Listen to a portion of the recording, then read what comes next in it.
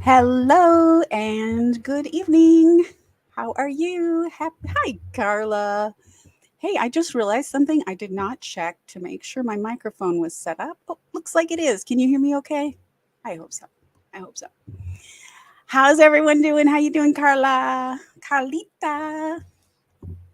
So I have a couple things. I have so many thoughts. I should have written them down because I'll forget everything I wanted to say about the whole Massachusetts versus Karen Reed situation. Um, but I want to say I've been fangirling Alan Jackson, and Yannetti is great too, as well as Eliza. I believe it's Elizabeth, and they call her Liza, if I'm not mistaken. Little, the female attorney. So the three defense attorneys that are representing Karen Reed. So if you're with me and you've been fangirling, I'm always looking forward to seeing a good argument, not a one-sided freak show, which a lot of trials are. And I just was really looking forward to this trial because of the talent that we were going to see. So, what did you all think? What did you think, Carla, about Alan Jackson's performance?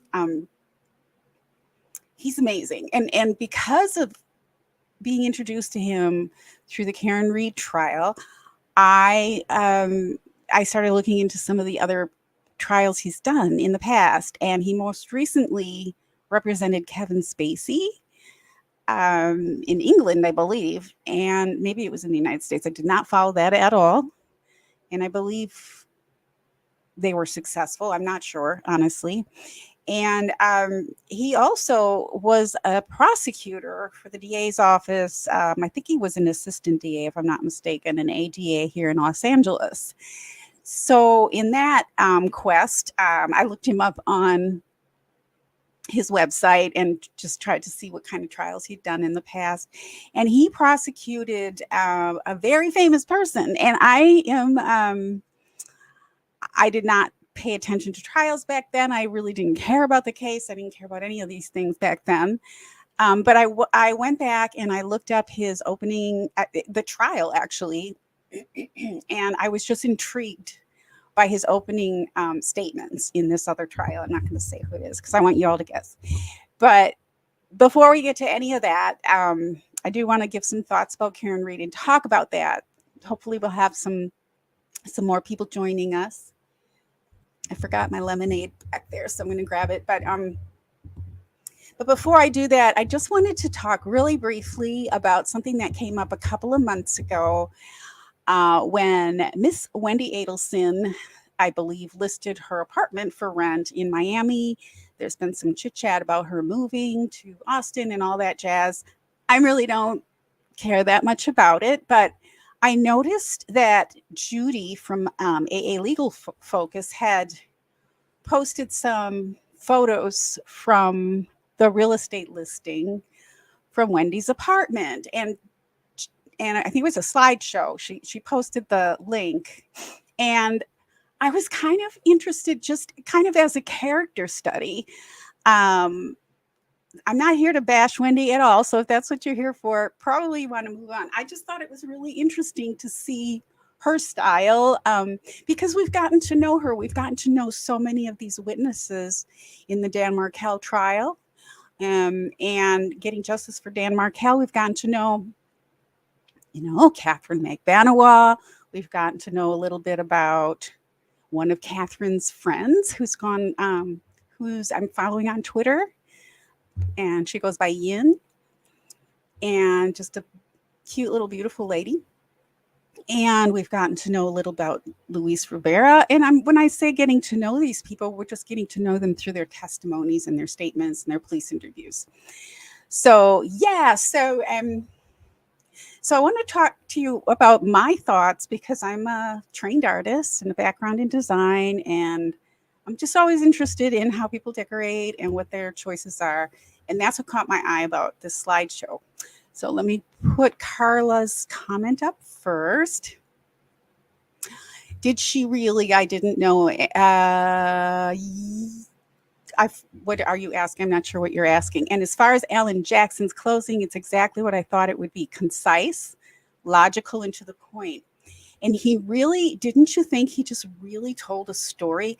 And I wouldn't have known what to expect had I not looked at the previous opening statement. That's about all as far as I got with researching him, and I'll share that with you. It's kind of a long opening statement. So for those of you who are joining live or replaying, you can always pause and come back to it, but it's a good story. I had no expectations at all. I didn't know what to think. And when I started watching and listening to his opening statement on this other trial, I was just captivated. It was like somebody was reading to me a fantastic story. Not a good story, unfortunately, because he was prosecuting a murderer and he was successful. So with that, okay, so you did not know about Wendy's apartment being for rent. Okay, so this will be very new to you. Okay, great. And I personally don't like to pry too much into people's private life. So this is not what this is about. This is more just about, because it's out there and I'm not the one putting it out there. It's public record and all that. So I'm just sharing this from an artist's perspective. So let me go ahead and find that file for you so you can see what I'm talking about.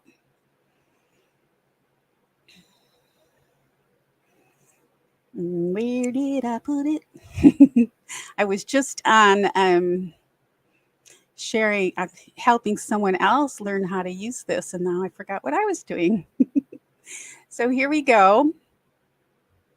This is from the real estate file, the apartment that's going for rent, where Wendi was living with her 2 boys, and probably still is. I guess she's moving, so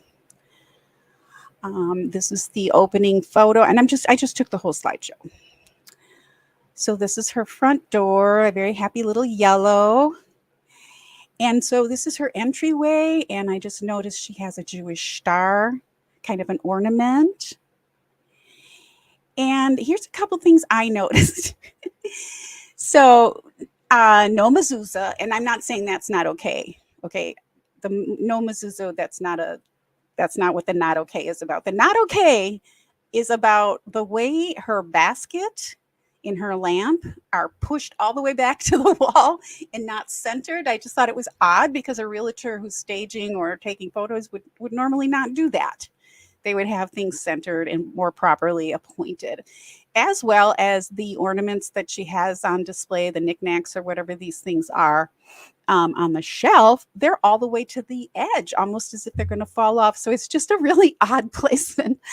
That's all I'm going to say about that. I just thought it was interesting, and I couldn't help but notice it because I'm a designer. Pretty little basket, a rope basket, colorful. So yeah, so as far as the placement, it's very much non-feng shui, as you might say. Gives me a weird feeling when things aren't arranged properly. This is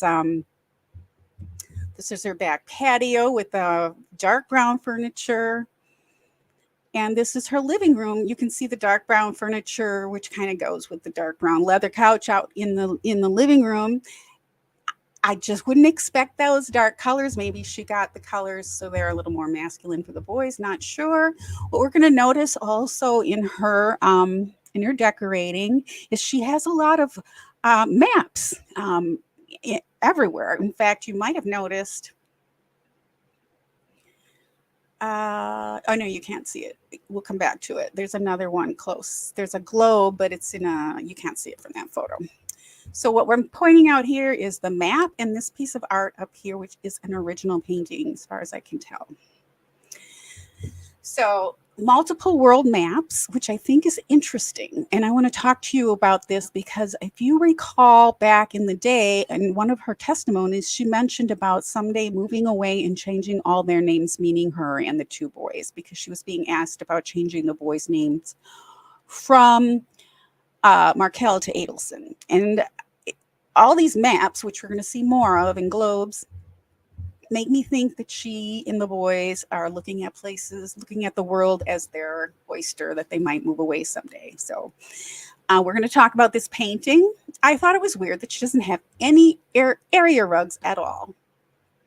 And I thought the dark brown leather was a little strange for a beach property, but maybe it was, just to have the boys feel more masculine and I don't know, not sure.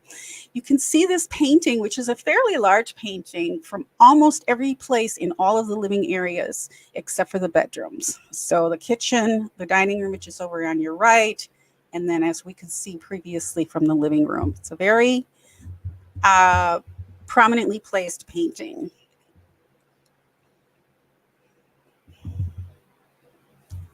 Exactly.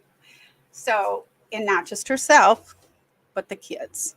And maybe they want to leave because, it's not great for them here now for whatever reason. Whoops. And what I wanted to say is, despite the very sparse ish basic furnishings, nothing really that stands out as super elegant or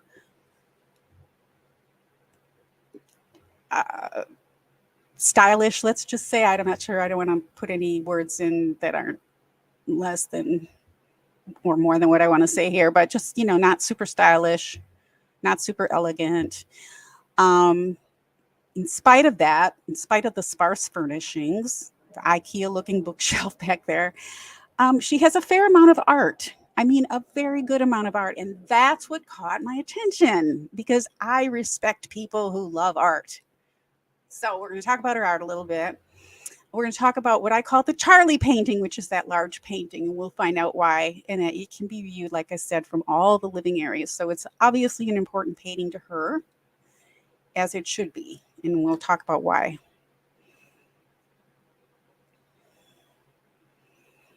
I'm wondering, when you saw that painting, do you see anything in that painting that looks familiar? This is a close-up. You lose some resolution. But this is the painting close-up. The part that I have circled is the artist's name. It's assigned Purvis Young, most likely. I say possibly because one never knows for sure, but it looked to me personally that this was a Purvis Young. Purvis Young is a significant, notable artist who recently passed away. He's a museum quality artist. So this is a significant painting.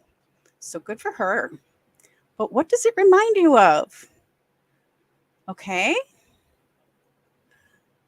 That's what it reminded me of. Am I the only one? I mean, it was so obvious to me, maybe because I look at art a lot. I mean, when I saw this painting, I just about fell over. I couldn't believe it. So I did a rendition for us. And there you have it. It even has my signature. Okay, so am I the only one who saw this? I mean, I guess I am. But again, I am saying no shade. I love that she has a lot of art. I wonder when this was purchased, but to me, there it is. Should I have it framed? I don't think I'll be hanging this one. All right, now we're in Wendy's bedrooms now. We're not, we're just getting to the bedrooms now, Charlie. It did remind you of Charlie. Oh, hi, Katie girl. It did remind you. Thank you. I was like, am I the only one seeing this? This has been up for like 2 months that people have been chatting about her apartment and whatnot. And I was just like, oh my gosh, that's crazy. The other thing I noticed in her, let me make sure you guys still can see this because I just clicked something funny. Okay, good. The other thing I noticed in her bedroom is she has a keyboard. I did not know Wendi played the piano. That's great. She also has these weird things on the walls. These might just be something that are in the apartment, smoke alarms or something along those lines. This is her bedroom, pretty basic. There's a printer, a little laptop, very basic, very kind of dorm style. Nothing fancy about the window treatments. But I did notice that she has a keyboard. So she likes art, she likes music. That is commendable in my opinion. There was one person who said that this Miro up here was an original. It is absolutely not an original. There is no way on God's green earth Wendi has an original Moreau. That's just a print, and it's beautiful. It's great. It's a great print. She has a certain style. She likes Egyptian Cubism, and she likes African art and South American art. You can tell a little about her style or her taste in that. And I like this print, this Moreau. I love Moreau. I went to a Moreau exhibit in Spain once. It was just phenomenal. Whoops. So again, this is what I noticed, the thing on the wall, whatever it is, and that she plays the keyboards. Did anyone know that? I didn't know that. I think it's great. The laptop she doesn't use. Probably. Georgia, go grab that while she knows where it is. Now, this is another picture of her bedroom. I'm not sure why there were two. They must have had her purchase a different bedspread comforter because this was the original one. So for someone who likes art and music, she just has very strange taste in decor. But look at her art collection, and whether they're prints or originals, that's not to matter. No shade on anyone. Not everybody can afford original art. So she has another world map here, prominently, a large world map in her boudoir. And here you can see some cubism over here. So it does look like that might have been a different, she might have put the little Moreau print on because it was less busy or something like that. It might have been a little bit of staging that the realtor did, or she did. So another world map, very kind of what I would call tacky bedroom bedding, and kind of dorm room furniture. I mean, this little, let's see if that's the same bed. Yeah, little drawer underneath. This is what you would expect in a college dorm room. So, you know, I think it's kind of neat when people place, you know, would rather buy good art or have a lot of art and rather than great furniture if you have to choose. I just, no shade. I mean, no shade by this. I'm just great that she likes art and she has a very specific leaning in her taste toward in art. So I think that's cool. But yeah, that's her bedroom. Her former bedroom, probably. This is the boys' room. So there's obviously one boys' bedroom. And you can see a little bit of Texas, those Longhorns over there on the wall. I imagine that has something to do with them going to Austin. So maybe they've been visiting or something along those lines. But other than that, there's not much Texas in this home. Lots of trophies. Now, she said, I could have sworn, now you guys can help me with my memory, but I thought she said there was a picture of Dan, Abba, in the boys' bedroom that they said goodnight to every night. I don't see a picture of Dan here, but we do have pictures of Dan, believe it or not, in other rooms, in the dining room. Boys' bathroom also has a map on the shower curtain. So again, she's instilling a love for travel, perhaps, in the boys. Okay, so you remember that too. I thought it was supposed to be in their bedroom.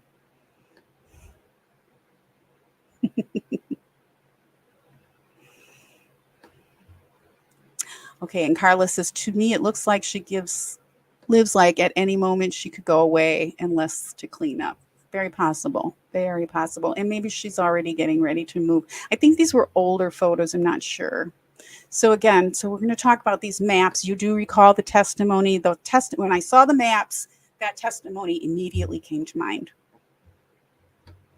This is another view of the living room if you're coming out of the dining room, and you can see the globe up here on the shelf. So we've got a world map, we've got a globe, we've got another world map. This yellow thing up here, which may or may not be part of the apartment, but it's kind of strange. But again, a lot of art. And, you know, I love that she just sticks art wherever she has a space. I really respect people's appreciation of art. So I'm just curious what that yellow thing is. Really curious. And this is the dining room. So this is the little humble dining room with her little recently purchased orchids still in the plastic, probably for staging. And you can see the picture of Dan and the boys up here on the right, and little boys alone on the left of the shelf. I like these plates. I do love those. I think she has. I've never criticized people's taste in art, but again, here's a somewhat cubist. That could be a painting of a female portrait, and it could be South American, it could be African. I cannot tell what this is up here, but it's intriguing, and I think I like it. I definitely like these plates a lot. I tried to zoom in to see more about them, but it looks like Chinese people who work in the rice paddies with the little white hats and the white outfits. I like these plates a lot. Hi, true crime wifey. Okay, so Carla says, according to her, it's hanging above their bed and they can all say goodnight to him every night. Yeah, so maybe they moved it. Not sure what happened there. Not sure what happened, but at least it's somewhere. There's a picture of Dan, and we're familiar with this photo. It's been circulating all over social media for years. And in case you didn't see it, I zoomed in a little bit. Again, I'm really intrigued with this art over here. I don't know what it is. It's just every time I zoom in and it's too difficult to see. And I love these three plates. They're beautiful. Not sure what, I couldn't find reverse image them at all. There's another yellow thing up here. And this one you can see a little black dot on it. So maybe it's a smoke alarm. You can see a little bit different art here, a line drawing, linear, curvilinear, which I think is neat. I think it's very nice. I like that kind of art. True Crime Wifey says the clock hanging in the boys' bedroom says Friday, 10:53 a.m., which is basically the time Dan was shot, according to the bus cameras. Yes, Dan. I need to go back and see that.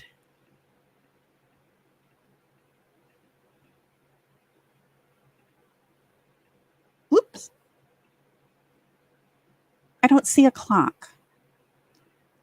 Did you say in the boys' bedroom? Clock hanging in the boys' bedroom. Do you see that here, or is this a different photo you're talking about? That's interesting. That would be the day their life completely changed, right? It's the date, the time and date, the time his life stopped. Horrible. Just horrible to think of that. All right. Now from the kitchen, also you can see this photo of Dan and the boys. So I like that it's out here. You can see it from multiple angles. And that's it. That is it. I just had to comment, I'm sorry, on this painting, the Purvis Young, which is, I don't know where she got her hands on that, but that would have been that is a very valuable painting. Right under the circle I inserted. Okay, let me go back.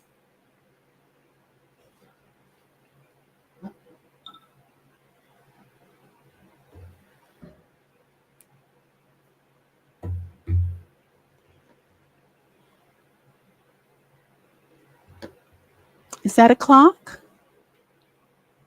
Is that a digital clock? Wow, that would be weird if that's the case. Okay. All right. You're not distracting anything. No, it's just a very short slideshow. No worries at all. No worries at all. I put this together like 2 months ago. I just haven't had a chance to share it. And hey, Mona is texting me. Oh, she's in she's in LA. All right. Yes. Okay. So it's a digital clock. That's interesting. What a strange coincidence. Hey. Very strange. Okay. So Anything else on this slideshow before I move on to our next topic? I'll tell her hi from you guys. She had an event in LA. Maybe she'll be on it when she gets home. All right, so let me remove this.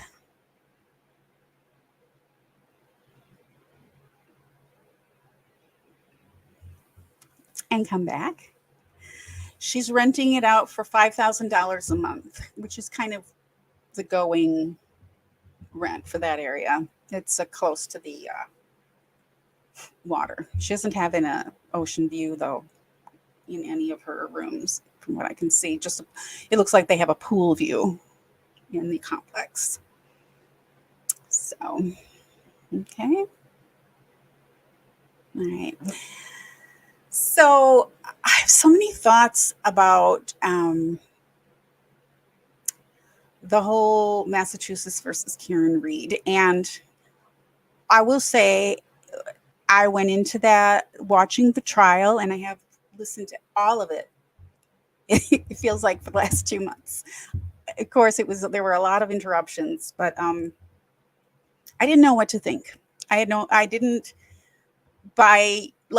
take in a lot of content about it. I mean, I saw some things here and there, and I certainly knew that it was controversial, but I didn't know what to expect. And I feel like as a potential juror, if I were on the jury, which is how I like to approach things on my channel, this was good because I didn't know that much, and I really wanted to hear what they had to say.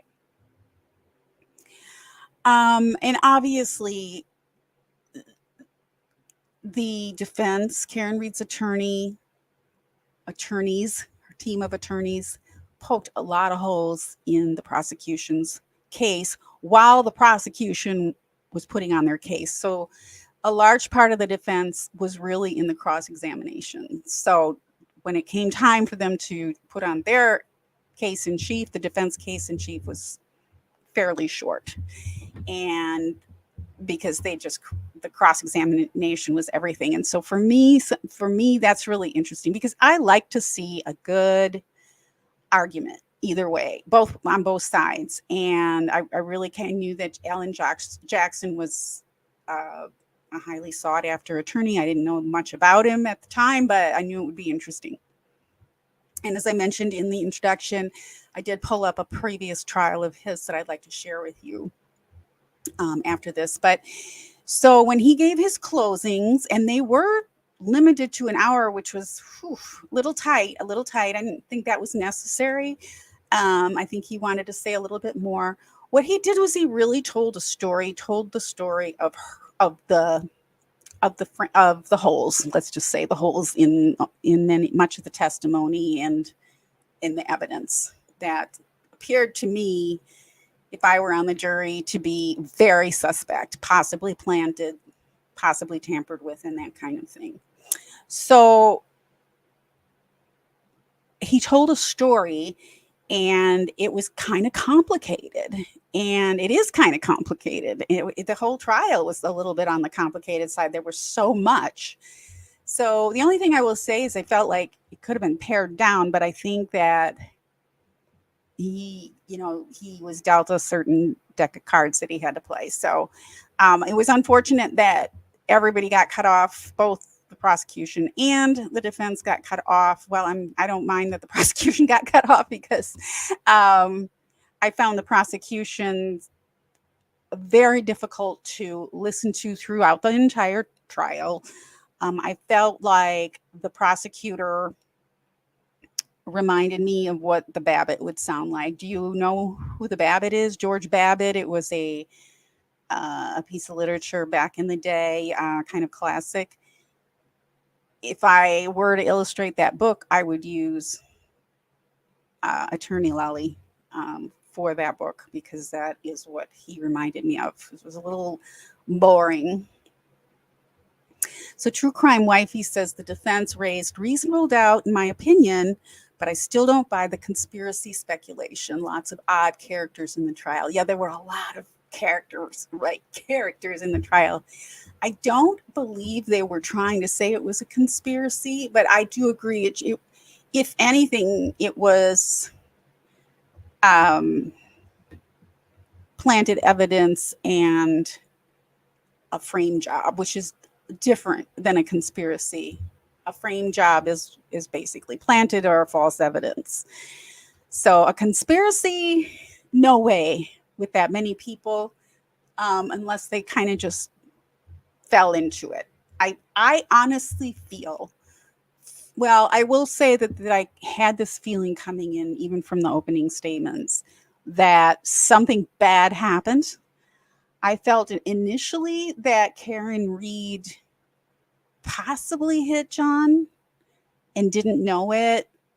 Um, but I didn't think she killed him, and I didn't feel like they proved that at all in any way.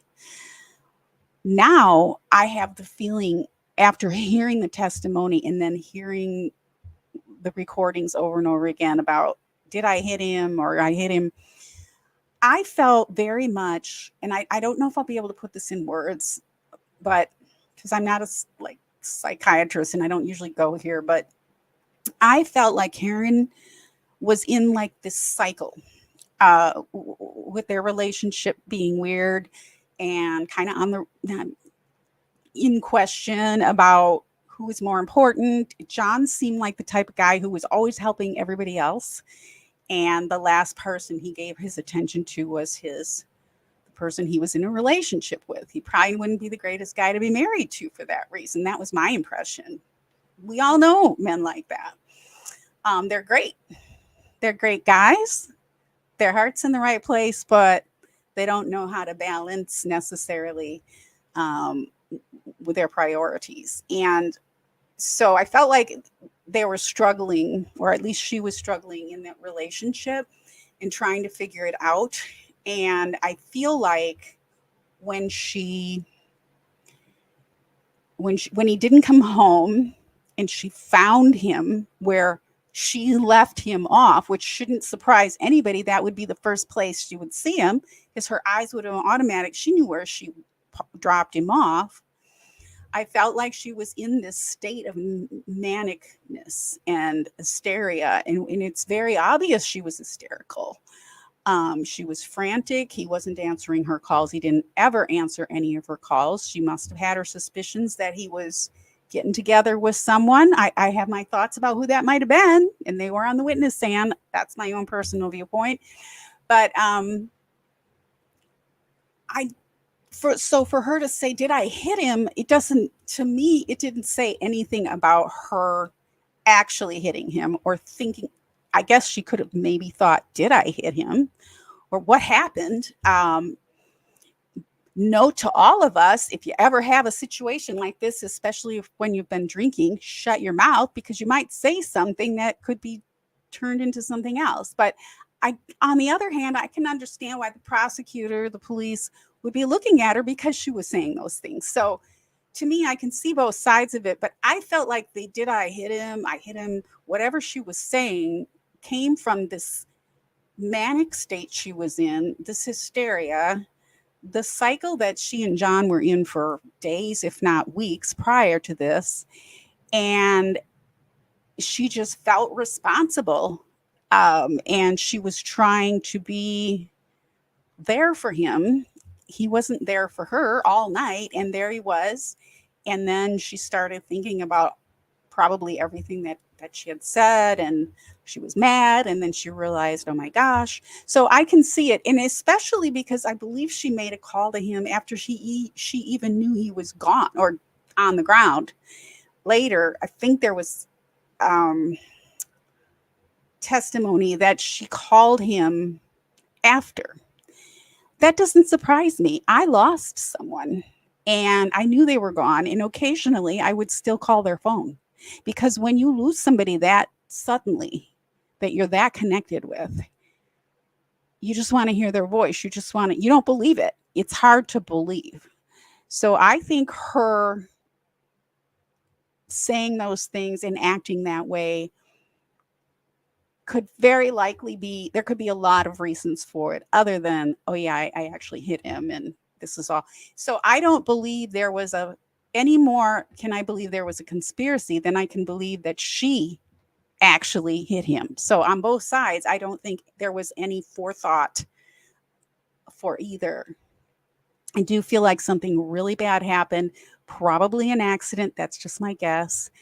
Um, if she did bump him with her car, I can't imagine that he would have had that kind of injury. So I feel like something else happened. And I have no idea why, if something happened in the home, he ended up on the lawn. But I guess they wanted to maybe just claim that, oh, something happened out here. We didn't even see him, like is what they were saying. And then the Karen Reed thing just kind of fell in their lap. So that is my feeling. Okay, let me get to the chat. Right. So, yeah, I think she was just frantic and emotional, and it was just a lot of things going through her mind. And obviously, she was still somewhat under the influence, too, on top of everything else. Why they didn't arrest her? Because she would have been, if the blood tested for alcohol, what they said it did in the hospital that morning, she drove there. So she would have been, they could have at least arrested her for DUI at that time, or given her a ticket, or whatever they do for that. So, okay. So Carla, it's so hard to believe something other than they're covering something up. Yes. For each other, given how closely tied they are. Right. And previous situations that they've been into, which we know and the jury would not know about. All right. And based on their messages, it appears she appears to be a people pleaser. And Carla says she feels bad hearing her having to beg for his acceptance and attention. Right. And she was definitely getting attention at that moment. Right. So it just seemed like that cycle they were in. And Angela says, I hit him. Yeah. And Carla, my grandma's been gone for 11 years and I still can't bring myself to delete her info from my phone. Exactly. Yes. Welcome, Angela. And we love your profile picture, Angela. Such a tragedy. Let's see, what else did I want to say? The other thing, just from a juror, I'm thinking about these jurors being in deliberation, and I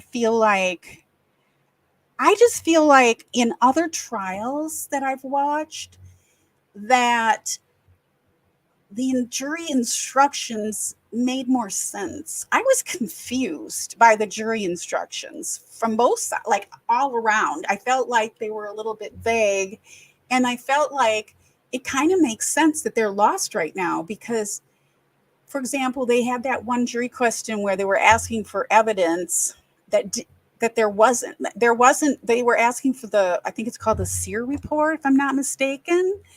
So they're asking for this report that doesn't exist. And instead of the judge saying, well, there wasn't a report, you have all of the evidence, she just basically said, no, you can't have it, as if it was a thing.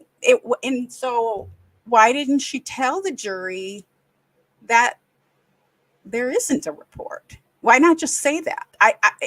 Because it was important to the jury for whatever reason, and I'm not going to guess why. But why couldn't the judge have just said, you have all the evidence that was in the trial? CERT report. My understanding that there wasn't a CERT report. There wasn't one. That's why it's not in evidence. If there was one, it would have been put in evidence, I would think. And nobody referred to a CERT report? Exactly. I don't think it existed. Angela, tell us what you know, because that's my point. So if the jury's asking for anything that doesn't exist, that never happened, that was never a thing, like, that would be like somebody saying, hey, Dawn, can I pet your dog? Well, I don't have a dog. I wouldn't say, you can't pet my dog. I would say my dog doesn't exist because I don't have a dog. I don't know. Probably not the greatest analogy there, but yeah. Well, Yeah, timeline's important, motive's important. So that's one thought. I had so many other thoughts I wish I've written down, mostly about Alan Jackson. One of the things I will say, quite honestly, even though I was really interested, especially in the cross, because that's kind of how I roll. I want to see a case proven, right? I will say, toward the beginning, I felt like, I know it's the job of the defense to poke holes, and they did a really good job of that because there were a lot of holes. It was a crappy investigation, in my opinion. John deserved, any victim would deserve a whole lot better than that. But there were some times where he kind of went overboard. Like, come on, like, where what I'm saying is, if you get too picky, the jury can get annoyed with you, right? And so I think in a lot of cases, and we hear this all the time, that it comes down to what lawyers the jury is more comfortable with, who they like better. And obviously, I'm more in tune with Ellen. All of the lawyers on Karen Reed's team. Lolly was hard for me to like, but I didn't dislike him or disrespect him in the way that I heard a lot of people. He didn't seem very warm or into it. He felt like he was going through the motions. He didn't feel like he was passionate. And so, whatever the evidence is, juries, and I know it's hard to believe, but juries, anybody is going to be more comfortable with one side or the other for that reason. So, I was curious what you guys thought about that. Let's see, what are the comments? So Angela says they wanted to check the you do not know John. And Carla's asking, do you think the jury is more in favor of acquittal or conviction? Angela says the innocence fraud campaign may very well let a murderer go, in my opinion. The innocence fraud campaign. What do you mean by the innocence fraud? What's innocence fraud? Tell me more about that. I agree. Potential journey. It was hard for me to warm up to him. Yeah, Lolly reminded me of the Babbitt. I don't know if you heard that, but the Babbitt from Sinclair Lewis. Was it Upton Sinclair? No, Sinclair Lewis. Yeah, I have no idea either. I have no idea. I don't even want to try to guess. I'm just really appreciative, as you know, on this channel, of the jury doing their job and the fact that they're taking their time. And like Angela said, possibly going, trying to reconstruct the timeline and trying to understand the timeline better and looking for evidence or reports that would make sense, that they would want something that doesn't exist. Okay. To be honest, there should have been a cert report. So the fact that they're asking for something that isn't there is really interesting to me. That gives me, I respect the jury so much just for that fact alone. So, and True Crime Wifey says, many likable people in the trial. I think it's going to be a hung. So who did you like? True Crime, who did you like? 1 to 5. Who are your favorites, you guys? All of you. I'd love to hear who your favorite people are. And it is really hard to, I mean, it's not hard for me personally, but I know sometimes it can come across that people like us who watch trials are just looking at it like it's some kind of a TV show. There is nothing further from the truth when it comes to myself. And I know for a fact for the folks that follow my channel, because we really do care deeply for not just the victims, but the entire legal process. I do, for sure. Carla says, I can say that on the jury I was almost on, I immediately felt a connection to one of the 3 defense attorneys and the prosecutor, so it would have made it harder for me had I been chosen. Right. Sometimes a jury trial will start, and like, for example, the Hannah Gutierrez, the New Mexico versus Hannah Gutierrez, the special prosecutor came out, Morrissey, and I immediately liked her. I was like, oh, she's awesome. Throughout the trial, I began to despise her. Just, it happens. But sometimes we can have a really strong reaction. And I liked the defense attorney. Back in the day, I didn't like any defense attorneys. And I do think that is a problem, that people don't feel like defendants deserve a trial or a defense. And I don't feel that way. I used to. But I now have just so much respect. Now that I watch more trials, I have a tremendous amount of respect for defense attorneys as well as prosecutors, of course. Okay, Angela, the Innocence campaigns began with OJ's Barry Scheck and has gathered steam since. So Barry Scheck was, I'm still not following, but thank you. Thank you. Innocence campaigns. Are you not? The whole free Karen Reed thing? Is that what you're talking about? Not many likable. That's what I thought you meant. That's what I thought you meant. So rereading it, many not likable people on the entire trial. That's for sure. That's for sure. There were definitely some villains, some people to not like on this trial, witnesses especially. Carla says she was disappointed that Mr. Lolly's co-counsel didn't participate more. Yes, it was all on Lolly. I kind of felt sorry for him in the end, to be truthful. I really did. He looked really exhausted, and that was a lot for one guy to do the entire trial. I think she was just like the appeals person. As far as I remember, I can't remember what she was there for, but never had any plan for him to do anything but the entire case. True Crime Wifey says innocence fraud incorporates several things, but the free Karen Reed people, and then also the paid people to screen police corruption. Those are the couple of the items of innocence fraud. It goes for the gotcha. Okay, so you're okay. It's interesting. That was one of my thoughts too, because it's a double-edged sword. It's really good when the prosecution in any trial or defense have a handle on social media and public participation, because some are better than others with that. But it is important, especially now that there's such a huge true crime community on YouTube watching these trials. I still, in my opinion, I could be completely wrong. I could be completely naive. I don't really feel like when they choose a jury, I feel like the jury's going to be not influenced by those things. I have faith in the jury process. Of course, there can always be somebody bought off or somebody that lies, but I think that's not generally the case. But I could be wrong.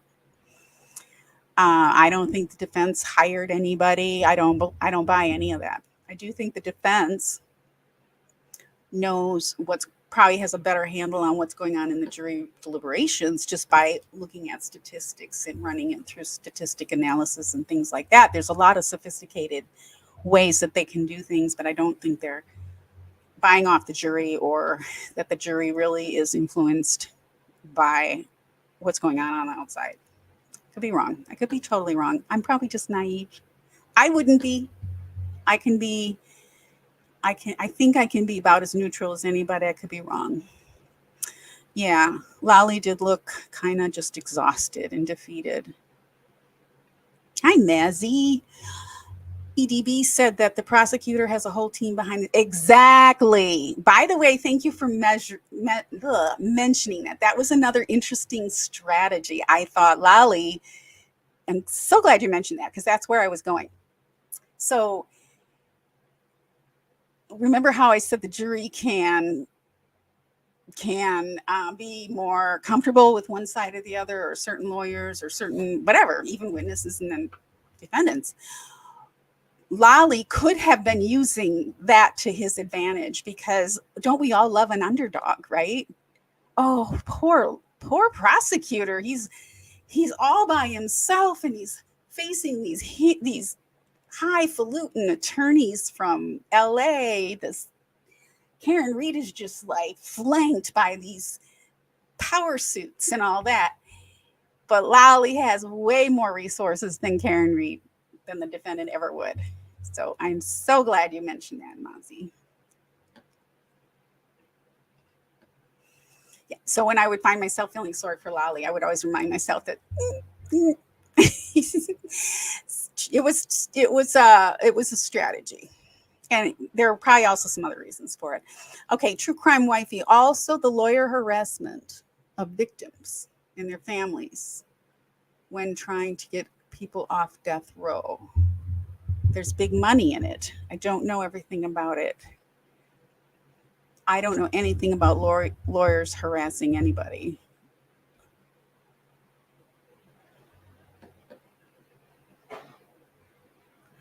I don't know if you guys know this, but I'm involved in a parole process for somebody who tried to kill me, to kidnap me, and killed another little girl. So this, I've never seen anything like this, but I am very open. I'm just maybe naive, but I'm also very informed too. So, all right. Carlos says, in my opinion, on one hand, the Free Karen Reed movement is much. But on the other hand, I believe it's a manifestation of the frustration Canton citizens have felt for a long time toward their government and the police department.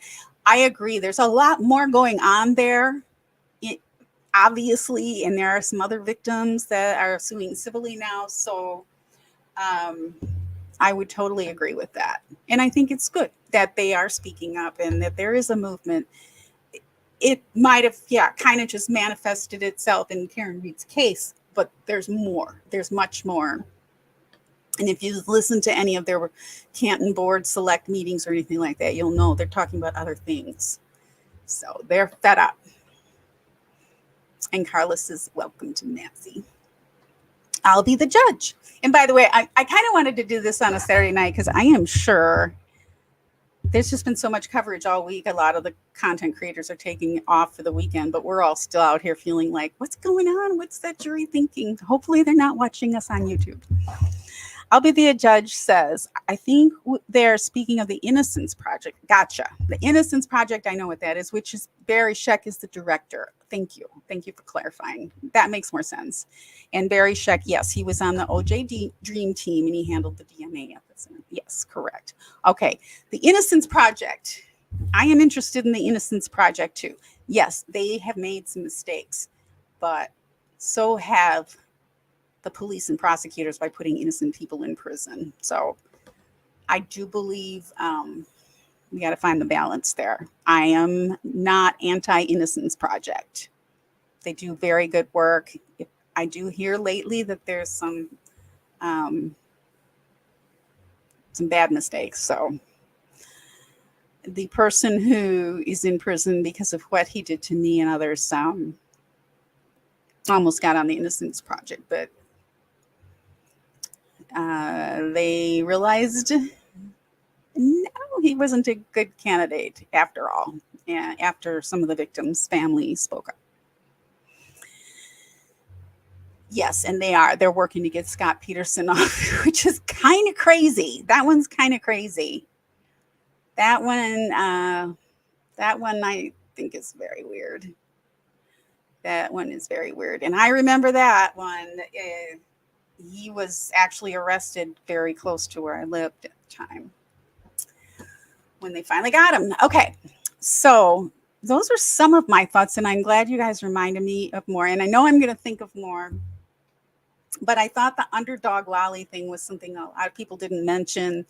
I loved so much coverage of I just feel like when there's a jury out and there are a lot of people watching the trial, it's just such an anxious time. Can you imagine how anxious the defendant is? Can you imagine how anxious the lawyers are that try to do their job and the second guessing they might be doing, which I know I would be as a human. And of course, there are other lawyers critiquing in a good way. I haven't heard anyone. I mean, I do think that I've heard some real kind of harsh criticism of Lolly, but One criticism I think, and I would agree with of Jackson, was that when he was cut short, I liked his story and what he was doing, but when he was cut, I mean that's his style and that's what you would expect from him, especially if you listen to the opening and closings that I'm going to share with you tonight. Um, I just think that because the jury instructions were so that he might have brought up some of the jury instruction in the closing, especially as regard to reasonable doubt, because they did poke so many holes. I just think from a legal standpoint, that would have been something I was interested more in. Annie, hello. I'm sure the defense is going really crazy. And they were so sure the verdict would be in a short time for not guilty. Yeah, you never know. You never, ever know. And it's interesting, the debate that's going on now with this whole whether the judge should have given the dynamite charge. I think she should have given the dynamite charge on Friday, not necessarily the first time they asked for it. And of course, the defense would have asked for it. They have to do that they have to have that on the record that they asked for it. It was kind of weird that she didn't keep him on the weekend, give him the dynamite charge on Friday, and keep him over the weekend. I thought that was odd. Some people are calling it the Allen charge, but they don't do the Allen charge in Massachusetts. They have their own version, and I forgot the name of it, but it's a little different. Okay, so I agree. Oh, I just did a sigh. Did I sound like Judge Bev? And by the way, I'm kind of feeling bad for her too. I mean, she was annoying to me too, but now I'm like, we don't have to tear her apart that much. So I respect what a judge jobs is. It's not easy. It's not easy. And I think when it comes down to it, although it seemed like she was trying to help the prosecution, I think we always say that about judges for the most part. Okay, I'll be the judge says, I agree. Innocent people are put in jail far too often, but the Innocence Project has a lot of money behind it. It's getting far too political. And I am very skeptical of where it's going these days. Yeah, it seems like they're taking a turn, and they didn't always have that much money. So I don't know where they're getting the money. That would be interesting. Follow the money. Mazzy says, I can't wait for it to be over for Karen's sake so she can hopefully move on with her life. Yeah, for everyone's sake and for the victim's family, one way or another. They believe that she truly killed their son and brother. This can't be easy for them either, but I just feel for all of them. I really do. True crime wifey agrees that the jury instructions were not clear. I didn't think they were clear. And then even when they made that one change, by the way, why did the defense not even see the jury instructions until after the jury left? That was weird too, that the judge said, well, I'll think about something. And then she went off and sent the jury instructions without ever getting back to the attorneys on it. That was really strange. And Annie says she thinks Judge Bev has been fair. I think if you were to look at it again, not that anyone would want to watch that trial again, you might find that too. Yeah, I agree. I kind of liked, at first I was like, I did not like that everything went to the sidebar. Okay, I did not like that. That must be the way she does things. But I would have liked for the attorneys to be allowed to give their objection with a one word, of their grounds. What, was it argumentative? Was it asked and answered? Was it whatever, leading? But she didn't even do that. So as people who were watching, we didn't know what the grounds were. And I would venture to guess that in some cases, the lawyers didn't even know. And then for them to have to stop the trial every single time, that really turned me off. And I think that was one reason I was annoyed with her. It just made the trial go on forever. And it had to be confusing for the jury. I would have had a really hard time with that as a juror. But having said that, I know why she does it that way.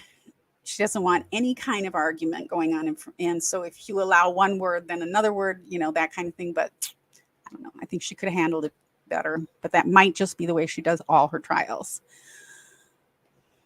And Mazzy agrees to true crime wifey, yet the verdict slip was messy. Not just the verdict slip, but the whole instruction I'm talking about. The whole instruction. I heard her read them, and I just think that the whole reasonable doubt thing was not clear what it means. I think, again, that would be the one thing I would want to have Jackson to have said more about in his closing. If he had to cut something else out, then so be it. But he's a master. I'm sure they'll be fine. Whatever. But it is what it is. So I'll be the judge says you never know what a jury is going to do. But when you have so many polls with an 80-20 split, it only makes sense you have one or two with a different opinion. That's right. That's right. It just doesn't seem like they proved the case, in my opinion. Whatever I think about what happened, what they said in the trial, it doesn't seem like they clearly proved their theory. And if they're deadlocked, yes, it's a reflection on the DA. If they're deadlocked, it's a lot of money spent, right? And if it's not guilty, it's a lot of money spent. My feeling was they were going to be possibly deadlocked. You guys can tell me about what you think you understand the jury instructions to be, but that she could conceivably be not guilty on second degree and maybe not guilty or hung on the second lesser, and then hung or not guilty on the third. Obviously, it would probably be more like not guilty, hung, or not guilty, hung, or not guilty, hung, or obviously not guilty, or guilty. So I don't see how they even could. I mean, I know why they prosecuted, and they think the intent was because she said, "I hate you, John," in the voicemail. But again, she was super inebriated. I think somebody could say, "I hate you," or even "I want you dead," and not really be a killer. Okay. Yeah. Okay. I'll be the judge says, "I'm sorry. I do not feel she was fair. She hasn't been the worst I've ever seen, but I did not see her as fair to both sides." I think when I would have to for me personally, I'd have to watch the trial all over again because I was not focusing on whether she's being fair or not during the trial. That was not I was trying to absorb the trial, but I'd have to look at it again just to like take notes. Was she fair overall or not? I can't really say, but I can see why somebody would think she's not fair. Because there were times where it's like, Oh, what I was going to say is, so at first I was like, and throughout, I'm still annoyed that she didn't allow objections to that, even the one word objection and one word of grounds. But also, I just lost my train of thought. Sometimes she wouldn't say overruled, but then she would turn to the witness and ask the question, "Can you answer that?" And at first that drove me bonkers. But then throughout the trial, I was like, you know what? That's actually really effective, because I got the feeling that there were some questions that the witnesses were not going to answer the attorney. But when the judge asked it, they were like, because it's the judge and she's like sitting 5 feet above them, right next to them. They're like, "Yes, Judge, well," and then they would answer. So I think it's harder to lie to the face of a judge too. So in some ways, I thought that was kind of smart. I didn't like it at first, but I kind of was like, that's interesting. But still, she'd still never said overruled and then asked the question. It was just kind of an odd, she had a really casual kind of way of doing things, but she was also really controlling. So just a very odd, different kind of way she runs her courtroom. So, and Carla definitely doesn't think she was fair. Carla says, "I think she retracts or does a bit of damage control, perhaps after it's brought to her attention to throw the defense a bone." Possibly. Yeah, maybe. I'll be the judge said she was too one-sided. Her tone with Lolly and his witnesses versus the defense and their witnesses was totally different. And Carla agrees.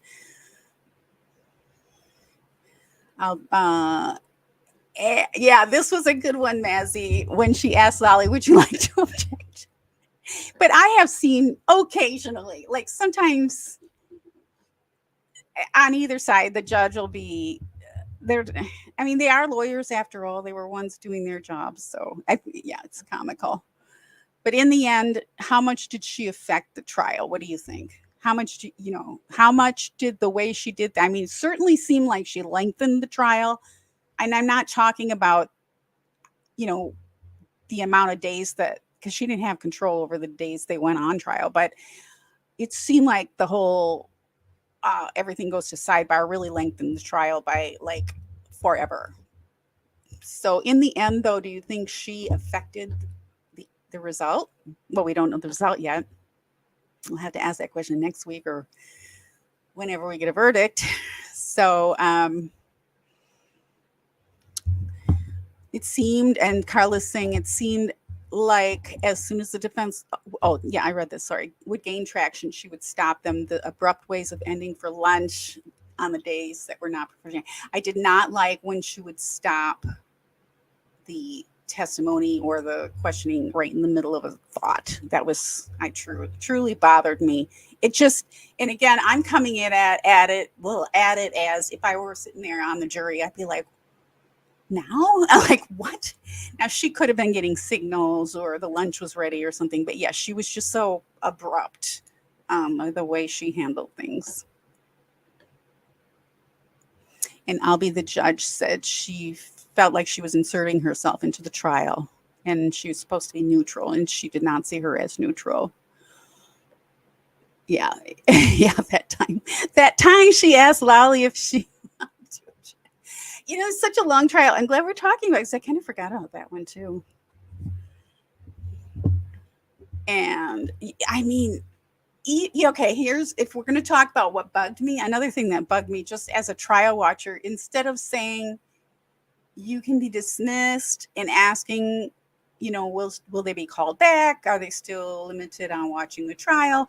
And that kind of thing. She would just say, okay, thank you. You're all done now or whatever. It was like mom saying, okay, we're done with dinner now. You can go out and play. It was just so weird the way she would dismiss the witnesses. She never would say the terminology that we're used to for dismissing a witness.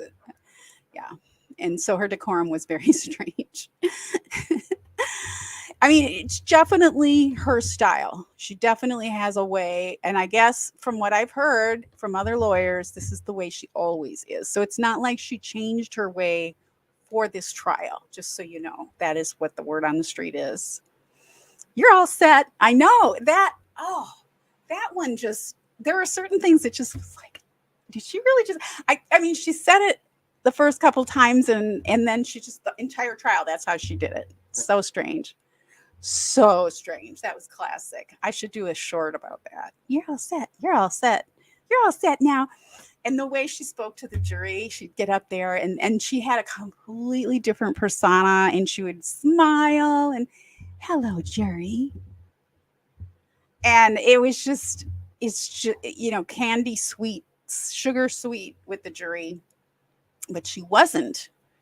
After they went out for deliberations, she wasn't quite as nice to them. Now, I agree. I do think, it's a completely different persona. Which is the real persona? Like, which is the real? Maybe she's a really sweet person and she's just not comfortable being a judge. It could be that. I mean, who knows? And I'll be the judge says, I think some jurors are affected by the way a judge responds to each party. And if the judge is harsh, sometimes the juror will take that as a sign something has done something wrong. Yeah, I got that impression too, the way she is very harsh in general. Now, that is the culture there. They're a little bit, that's kind of the culture in that area. So maybe people are used to it and we're not, unless you're from that area. But I felt it was harsh. I felt it was harsh and then saccharine sweet is the word I'm looking for. Let's see. It made me think of something else I wanted to mention or ask you about. How much anxiety do you have? I personally was like, I just wanted to see a verdict. And then I think because I've been watching so much coverage and analysis or listening to it. I haven't sat down and watched anything practically, but I'm more invested. Some people are really super invested. Obviously, there are people protesting and that kind of thing, fundraising for the legal defense and that kind of thing. I am not that invested, trust me, in the outcome of this trial. I feel like there were a lot of people, adults, who should have known better, who got into some kind of situation that none of them, including the defendant, should have been in. So I'm not saying she should be tried for murder because of it, but it's like, come on, people, grow up. This just is just so dumb. Like, watching the witnesses, I couldn't believe how dumb this whole thing was. It's so avoidable. It's just so tragic. Carla says that Trooper Proctor did allege in one of his texts that he and his wife are friends with her and referred to her as Aunt Bev. Oh, that's where the Aunt Bev came from. Oh, okay. I heard she was associated with someone. I did not know who it was. So Carla again says Trooper Proctor, of all people, did allege that in one of his texts he and his wife and are friends with her, and they refer to her as Auntie Bev. Wow. I will say I noticed that she was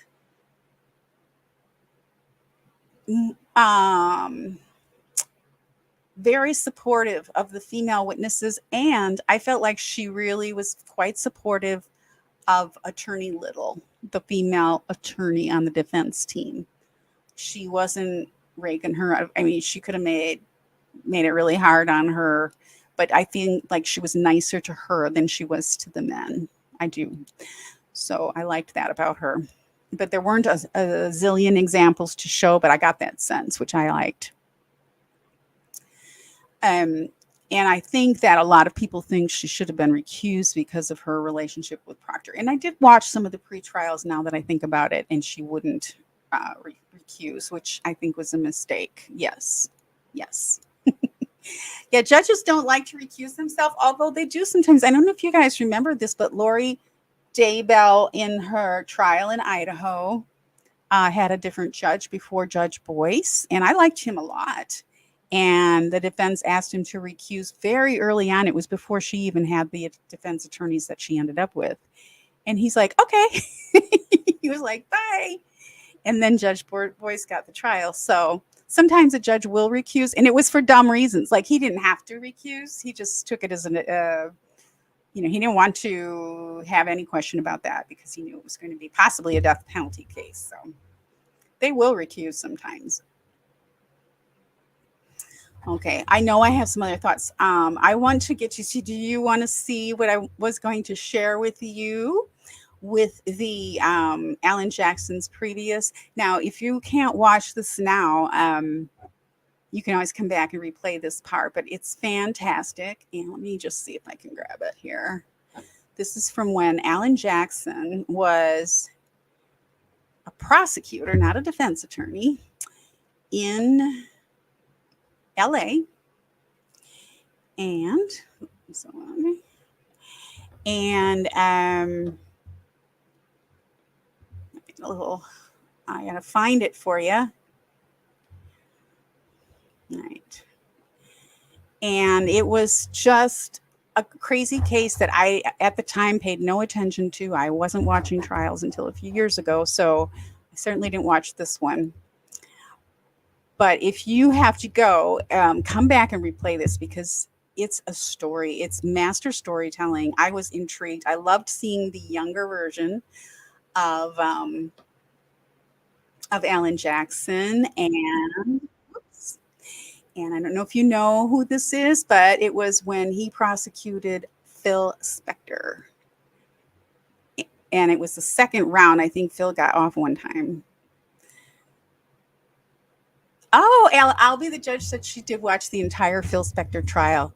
And that was her first look at Alan Jackson. That's awesome. He was really good. I mean, his opening statement just was like, and it was fun to see him when he was younger. So let me pull that in. Okay, Carla, that sounds good.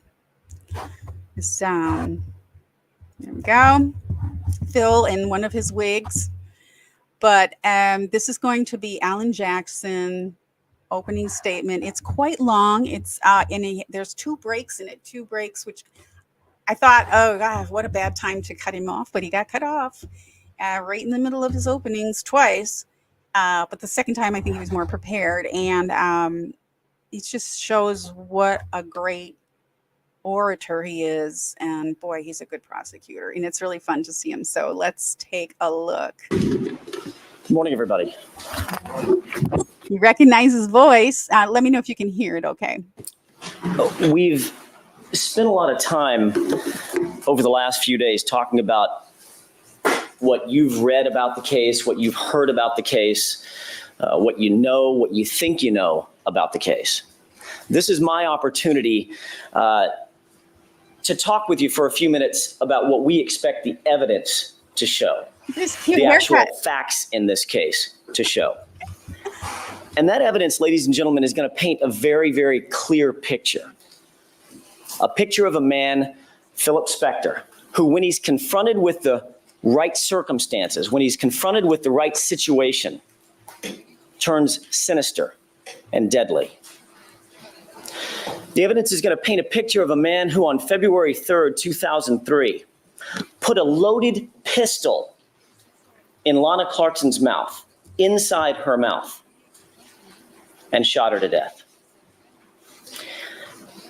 But to understand more fully, more globally, why Philip Spector would have done what he did, how Lana Clarkson fell victim to this man, you're going to be introduced to evidence of the defendant's very rich history of violence.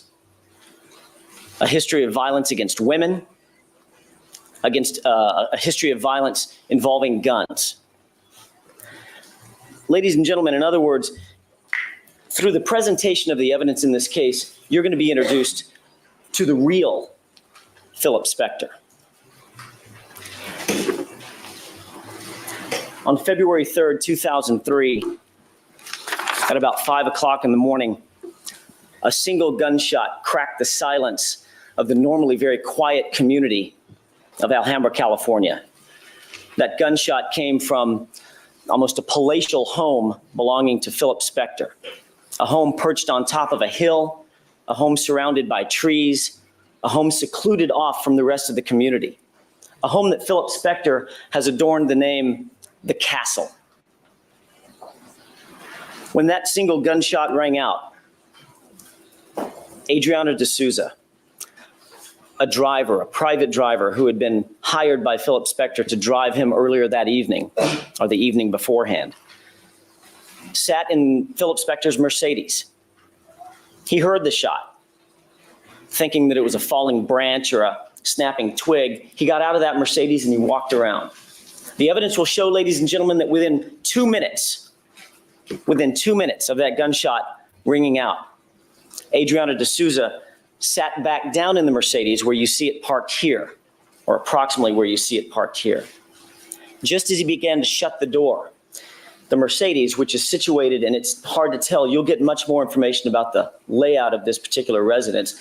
As he sat down back in the car, that Mercedes is situated right by a back door, literally from me to the bar, about 4.5, 5 feet away.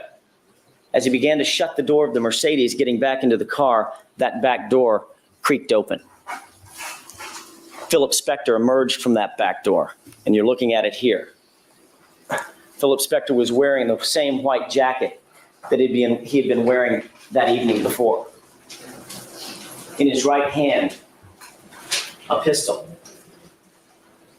Between his fingers ran blood. Philip Spector looked directly at Adriana D'Souza from about 4 to 5 feet away and confessed, "I think I killed somebody."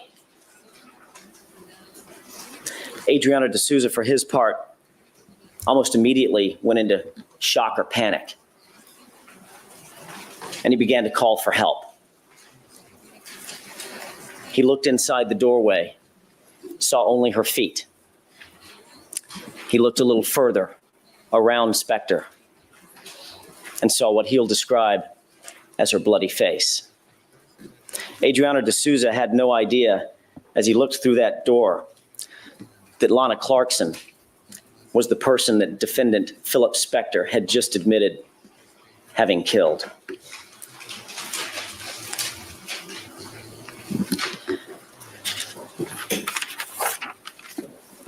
You're going to hear details, many details about that night, about that crime. I should say early morning, I guess.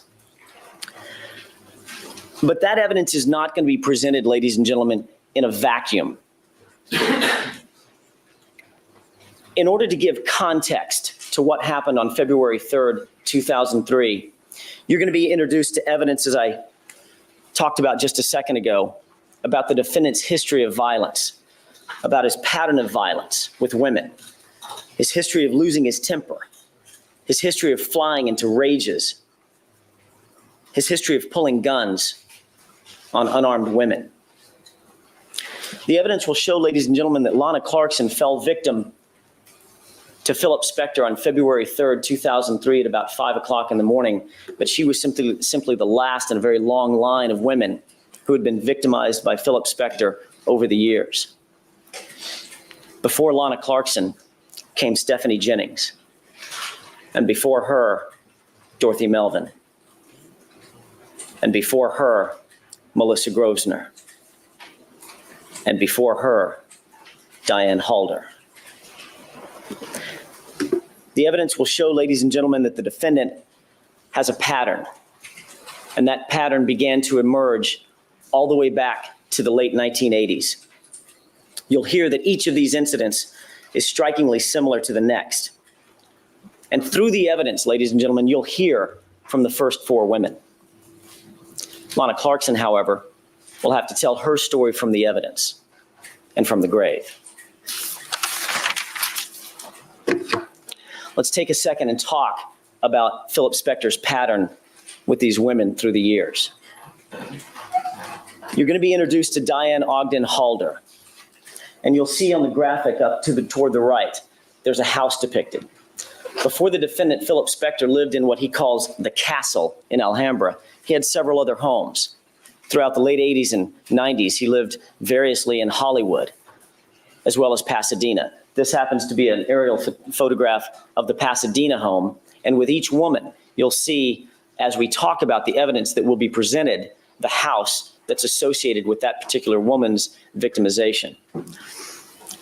Who is Diane Ogden Halder? The evidence will show that she was a talent coordinator for the Grammy Awards in Los Angeles. She ran in some pretty haughty circles. Most of these women ran in some of the same circles that Philip Spector ran in. She'd been in the business, or she has been in the business of the Grammy Awards for a number of years, since the late 70s, 1978. And in 1982, she met Philip Spector at dinner. She was friends with Debbie Pryor, the late Richard Pryor's wife.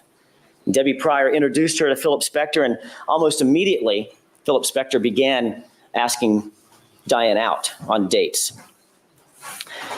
She'll describe an incident back in 1982, about 6 months into their dating relationship. They were at the Hollywood house, not the house that you see depicted in the graphic, but the Hollywood house, the one that he owned before the Pasadena home. She'll describe how the defendant had been drinking to excess. And you'll see, as the evidence unfolds, this pattern begin to emerge. And it usually begins with the defendant drinking and drinking to excess. They had been out on a dinner date and the defendant had been drinking. They came home late one night. She decided she wanted to leave. And again, that will play a huge part in the pattern that will begin to emerge. As soon as she said she wanted to leave, the defendant walked to the front foyer of the Hollywood house and locked the door and said, "You can't leave."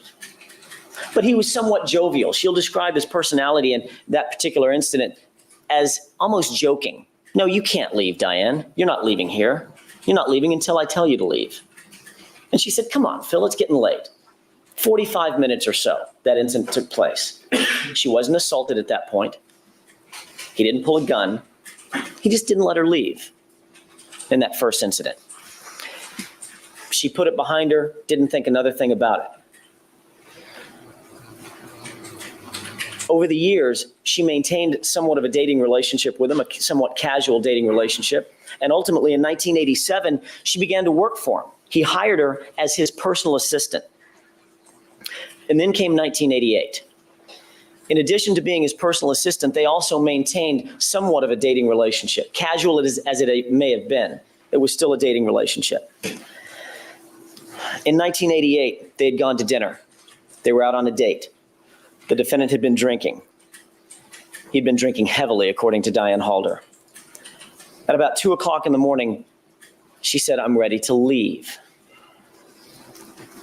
She'll describe the defendant snapping, flying into a rage, profanities, cussing, swearing, screaming at her. The door was locked. She couldn't get out. This was at the Pasadena home. She'll tell you that he disappeared and emerged almost from nowhere. She'll describe it as she has no idea where he got this, but all of a sudden he produced a pistol. He held her at gunpoint. She literally, as she was trying to leave, had her purse on her shoulder, and she was standing in the foyer area of that Pasadena home. At gunpoint, he ordered her to sit down, so she did, still with the purse on her shoulder. He proceeded to press the barrel of the gun to various portions of her face and neck, literally driving the barrel of that steel weapon into her cheek, face, forehead, neck. She was crying, sobbing. She'll tell you that she was scared to death. She'll tell you that the reason she didn't just stand up and leave is because she was afraid, given his attitude, given his demeanor, that he would literally kill her. So he orders her to go upstairs. The bedrooms are upstairs. Ultimately, he ordered her to get in bed and lay down next to him. She'll describe how she did exactly what he said, followed his orders, followed his directions. And ultimately, because of the late hour, because of the fact he had been drinking, because of the fact she had been drinking that night, he lay down, she lay down, and the gun was laying on the mattress right next to him within arm's reach. She finally, at some point, she doesn't know when, fell off to sleep. The next morning, she'll describe Philip Spector as almost a different person. She'll tell you that she awoke, found him downstairs, and he acted like absolutely nothing had happened. She chalked it up, she'll tell you, to an anomaly, something completely out of the blue, something completely out of the ordinary. She thought, that couldn't have been Phil Spector. That couldn't have been the man that I knew. You'll see as the witnesses testify in this case, this pattern continually emerging. And you'll see the pattern. It may be a little bit difficult for you to read from there. You'll see the pattern with minor differences look something like this. The defendant had been drinking that night. He had a romantic interest in her. They had a dating relationship or a previous dating relationship, casual as it may have been. He brought her back to the house. They were home, alone, nobody else around, nobody else in the house. When she tried to leave, that was the catalyst that threw him into a rage. He produced a gun, pressed the barrel of the gun against her face, and forced her to spend the night. Again, she didn't realize that there was a pattern, and she'll tell you that. She thought it was an anomaly, something out of the blue, and she wanted to forget about it. The two of them never spoke about it. Then 2 weeks later, the defendant was having a dinner party. She actually set the dinner party up for them. She was his assistant. So she had guests come over to the Pasadena home. They had dinner, and the defendant began drinking and drinking and drinking. As the guests began to file out at the end of the evening, Diane Halder will tell you that her mind went back 2 weeks earlier. It was still fresh in her mind when the defendant had been drinking and they were home alone, and all of a sudden he turned into a different person. She decided, now's my chance. I don't want to go through that again. I'm going to take my leave now. As soon as the last guest left, she then grabbed her things and said, Phil, I'm leaving. and snap. They were home alone, and he flew into a rage yet again. This time, she was more expectant. She'll tell you that she thought she knew what was coming. So she immediately made her way out the back door toward her car. She looks behind her and sees that Philip Spector is chasing her to the car, again, armed with a weapon, a gun. She slams the car door, rolls the windows up, locks the doors, and he begins beating on the window, screaming, "I'll kill you. If you try to leave, I'll kill you, or I'll shoot you," one of the two.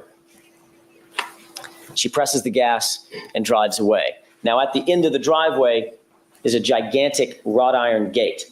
You've seen the type of gated communities we're talking about, or gated homes that we're talking about, these big palatial homes. There was a big gate. But because guests had just been leaving, that gate was open, and she was able to make her leave. Diana Ogden Halder will tell you that after that second incident, she had had enough. She never saw him again. We'll introduce you to Melissa Grosvenor. Melissa Grosvenor is now married with children. She lives out of state, lives a very affluent, comfortable lifestyle with her husband and kids. But she'll tell you about the time when she met Philip Spector. At that time, she was living in New York. She no longer lives in New York. It was 1991. She was at a dinner party. Some of you may have heard the name Ahmet Ertegun. Ahmet Ertegun was a big, big record producer who has recently passed away. She met Philip Spector at that party. It was almost a meeting in passing. Yet Philip Spector then had his assistant track down who she was. He apparently liked her. The evidence will show that he began asking her out, and she began accepting. She'll tell you that at first he was charming enough, a nice enough guy. So they began a dating relationship. Keep in mind, she lived in New York. Philip Spector, you'll hear, at that time, in those years, kept two residences. His main residence was here in Los Angeles, in the Pasadena home. But when he would go to New York, which was often, and for long periods of time, he would keep a residence in one of the fancy hotels in downtown New York, maybe the Carlyle or the Plaza. In 1992, after they'd been dating for several months, and it may have been this bi-coastal type of dating relationship where they would see each other when they were in the same place. In 1992, for the first time, he asked Melissa to come out to California to see him. Come visit me at the Pasadena residence. I'll get you a hotel room. It'll be fine. No problem. She thought, well, I've got my own hotel. I'll have my freedom. I can come and go as I please. That sounds like a lot of fun. So she took him up on it, and he flew her out. The night she got here in 1992, the night she got to Los Angeles, she dropped off her things at her hotel. She immediately went over to have dinner with Philip Spector. He took her out to the Beverly Hills Hotel, and they had dinner. He began drinking, drink after drink after drink, to the point, she will tell you, that he began to slur his speech. His gait became unsteady. He looked like he was getting intoxicated. Finally, after dinner and drinking, they went back to the Pasadena home. It was late in the evening. And keep in mind, she's 3 hours later. Her body is telling her 3 hours later than it was here. She'll tell you she believes it was 1 or 2 in the morning. And of course, she felt like it was 3 or 4 or 5 in the morning, her time. She hadn't slept all night and she was exhausted. She wanted to leave. She'll tell you that Philip Spector turned his back when she said she wanted to leave, turned his back and walked out of the room. Didn't say a word, not a word. But when he came back through the door, he had a pistol in his hand. His arm was outstretched, and he was driving straight for her face with the gun. She was in what she considers to be a great room, and she doesn't know the Pasadena house very well, but she says she recalls it being some kind of a big room with big couches, maybe a large fireplace, and an overstuffed chair. The defendant, Philip Spector, began screaming at her, profanities, cussing at her, calling her names, telling her she couldn't leave. If she tried to leave, he'd kill her. The gun in her face, literally inches from her face, she was forced to sit back down. The defendant paced in front of her and paced and paced and paced with all the time, all the while, with the gun pointed at her face. Exhausted emotionally, exhausted physically, she finally fell asleep literally where she sat, sitting straight up in a chair. She'll tell you how she recalls being awakened the next morning, being touched on the leg by Philip Spector's foot. She woke up, and she'll tell you that Philip Spector seemed to be a different person. He acted like nothing ever happened. He said, "Let's go to breakfast," like it was just another day. She figured, as she'll tell you, that's her chance to get out of the house. She accepted the invitation to breakfast. They went to IHOP or Denny's or someplace, got breakfast. And after breakfast, Philip Spector looked at her and sort of sheepishly said something about, "I guess you're ready to leave now." And she said, "Yes, I am." She gathered her things from the hotel, directly went to the airport, flew away, and never saw him again, never saw him socially again. She'll tell you that they had contact once or twice or three times at a restaurant that she worked at back in New York. I believe the name of the restaurant was Elaine's, which was a favorite haunt of Phil Spector's. And that when he would come in, he would variously either try to talk to her, and if she ignored him, he would then, in her words, mad dog her, give her dirty looks. But she never saw him again socially after that. Again, the evidence will show that the same pattern begins to emerge with Melissa. The defendant was drinking or drunk. He had a romantic interest in her. He got her home alone. When she tried to leave, he produced a gun, flew into a rage, pointed the gun into her face, and forced her to stay the night.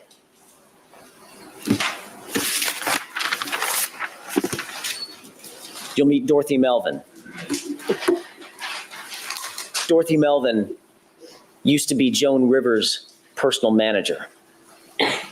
I told you there were going to be some people that you'd meet that used to run in pretty haughty circles, used to live pretty affluent lifestyles. These are the people that Philip Spector socialized with.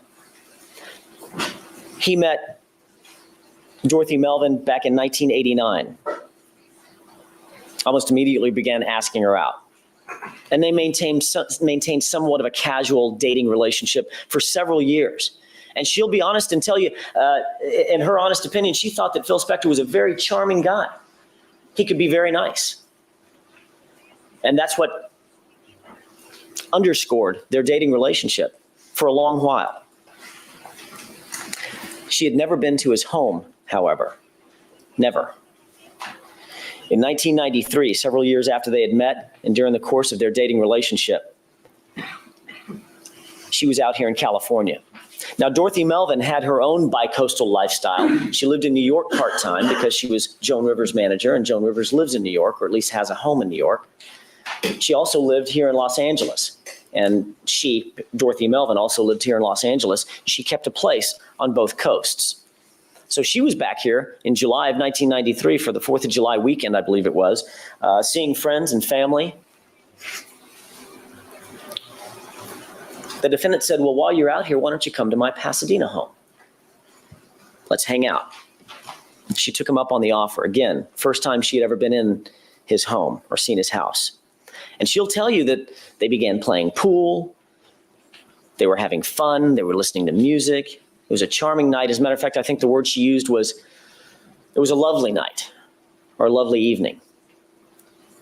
But she'll tell you that Philip Spector polished off throughout the evening almost an entire fifth of vodka or some alcohol.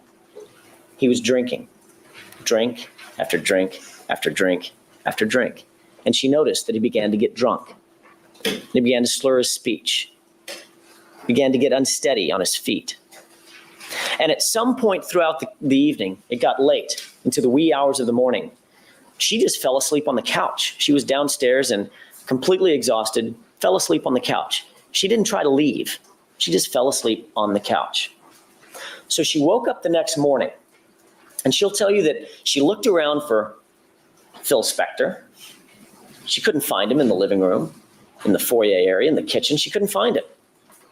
She walked out the back door toward what can be described as a motor court. You can see the outside of the house. To the right of that picture is, I believe, where the back door, the rear door is, that she indicates she went outside. Again, she's not familiar with the home either. She had never been there before. And she walks out to a very strange sight. She sees Philip Spector standing outside, broad daylight, wearing a shoulder holster, pointing a pistol at her car. She turns around and says, "Philip, what are you doing?" And I think a little bit more colorful language than that. He immediately turns around and slaps her, backhands her, with his gun hand. He accuses her, "Where were you? Where were you? I couldn't find you," indicating he thought she had left. She said, "Philip, I was asleep on the couch. How could you have missed me, for God's sake? I'm wearing a pink fuchsia jacket. Your couch is white. You couldn't have missed me. I was laying on the couch." Enraged, he kept the gun pointed at her face and ordered her back in the house. His words, "Get the fuck back in the house." She did as she was told and began crying. He held her at gunpoint inside that back door area. She begins begging, "Let me leave. I just want to get my stuff. I just want to get out of here." He won't let her leave. For minutes, this goes back and forth. "Let me leave. You can't leave. Let me leave. Shut up." Calling her names, profanities, in a rage, uncontrollable.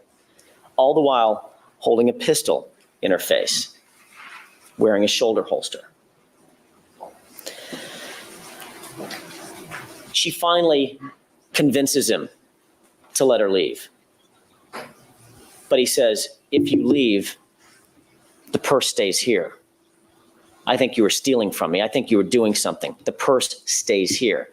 She says, "Well, I can't leave without my purse. My keys are in the purse."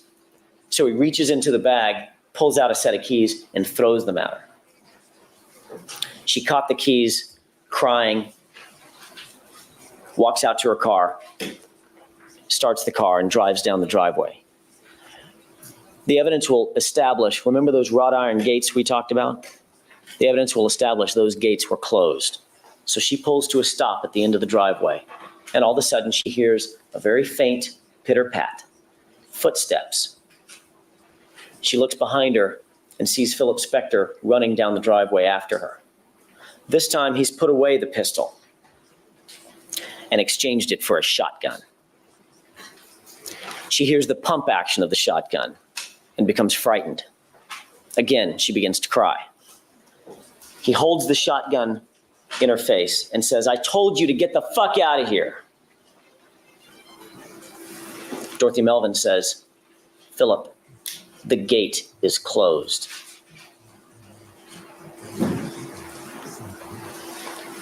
He said, "Oh, okay." Opens the gate, and as soon as he did, let me back up for a second. He said, "Oh, okay, I'll open the gate. But as soon as I do, then get the fuck out of here." Again, not giving her her purse. The same pattern that emerged with the other women that we've talked about begins to emerge here, as the evidence will show. He had been drinking through the evening. He has a romantic interest in her. He gets her home alone. First time she's ever been home alone with him.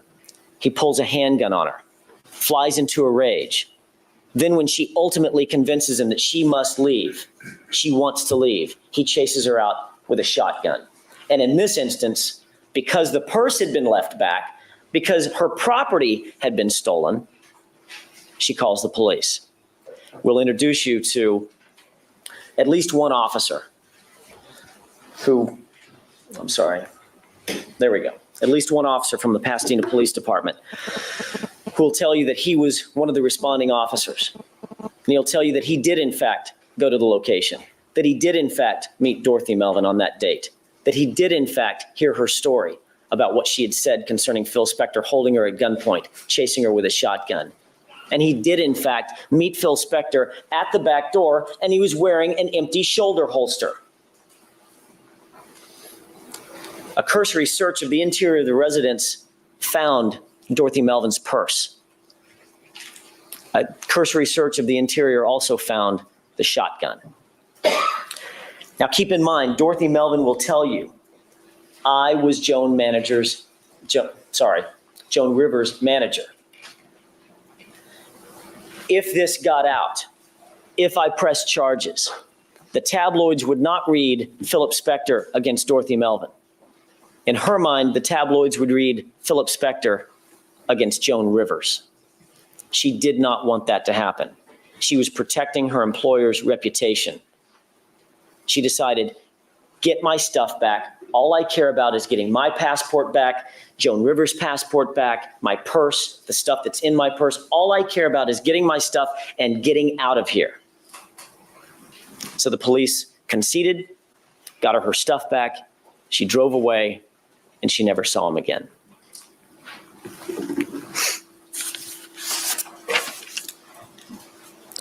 Stephanie Jennings. Stephanie Jennings in 1994 was a professional photographer. And she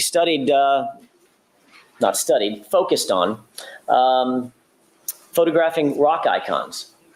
She met Philip Spector at the Philadelphia Music Alliance Awards in 1994 and photographed him there. He was either giving an award, getting an award, an MC, something. He was at the event or at the ceremony. And she photographs him there. And a couple of months later, she's in New York at a restaurant, and she sees Spector sitting across the table, or rather sitting across the restaurant. She gets up from her table and walks over and reintroduces herself.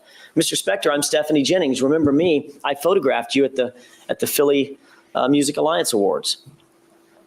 And he said, oh yeah, I do remember you. And she'll tell you that he was very charming, invited her to sit down, have dinner with him. And from that point forward, they began somewhat of a dating relationship. Somewhat of a casual dating relationship, if you will. Most of it was on the East Coast. She lived in Philadelphia. He lived in New York, at least most of the time in New York, variously in California and back and forth. But in 1995, and I believe it was January 95, the Rock and Roll Hall of Fame induction ceremonies were held. And that's in New York. Spector was going. I think it was mid-January, probably somewhere around January 12th or 13th, something like that. So Spector invites Stephanie Jennings to join him at the Rock and Roll Hall of Fame induction ceremonies. Come down from Philadelphia. I'll get you a hotel room. It's going to begin to sound familiar. The evidence will show that she accepted his invitation. He got her a suite at the Carlisle Hotel. You can see the Carlisle Hotel is what the graphic that we've used here, because this is where that incident takes place. And keep in mind, this is not a normal hotel that you and I might stay in. The evidence will show that Philip Spector had a long-running residency, if you will, in New York at the Carlisle Hotel. It was, for all intents and purposes, the evidence will show, his home in New York. In 1995, she goes with him to the induction ceremony. After the ceremony, which is relatively short compared to the after party, she joins him at the after party. And she watches as he begins to drink. Drink after drink after drink after drink. She watches as he begins to get drunk, as he begins to slur his speech, as he begins to get unsteady on his feet. She watches him consuming excessive amounts of alcohol. And the hour's getting late, and she decides, you know what? That's about enough. I'm going to go home. What she meant by that is she was going to go back to the Carlisle Hotel, check in, and go to her suite. And she did exactly that. She goes to bed, curls up, falls asleep. In the middle of the night, somewhere around 3 a.m., I believe, she hears a knock on the door. She opens the door, and it's one of Philip Spector's bodyguards or his security personnel. Mr. Spector wants to see you down in his suite right now. Stephanie Jennings says, I don't want to go down to his suite right now. It's 3 o'clock in the morning. I'm tired. I'm pooped. I'm going to go back to bed. So she shuts the door and does that. A few minutes later, she opens the door again. This time, it's Philip Spector standing in the hallway. He comes in and orders her down to the suite that he's staying in. She refuses, and an argument ensues. And the argument gets loud and boisterous. and he begins to lose his temper. And he's flying off the handle, she'll tell you. And she'll tell you that ultimately he said, I'm paying for this room. You do what I say. And she says, you know what? If that's the way you want it, I can pay for my own room, or I can leave. Philip Spector turns around and walks out of the room without saying another word. The evidence will show that just a couple of minutes later, he walked back into the room carrying a pistol. He shuts the door behind him, sets a chair in front of the door, sits down in the chair, and holds Stephanie Jennings at gunpoint inside the hotel room. She begins to panic. She doesn't know what to do, and she can't get out. She can't leave. So she threatens Spector and says, if you don't let me out of here, I'll call the police. So Spector calls her bluff. Call the police. You'll be introduced to custodians of records from New York, and you'll see documents that are business records kept in the normal course of business. You probably can't read that. Well, maybe you can. It's bigger than I thought it was.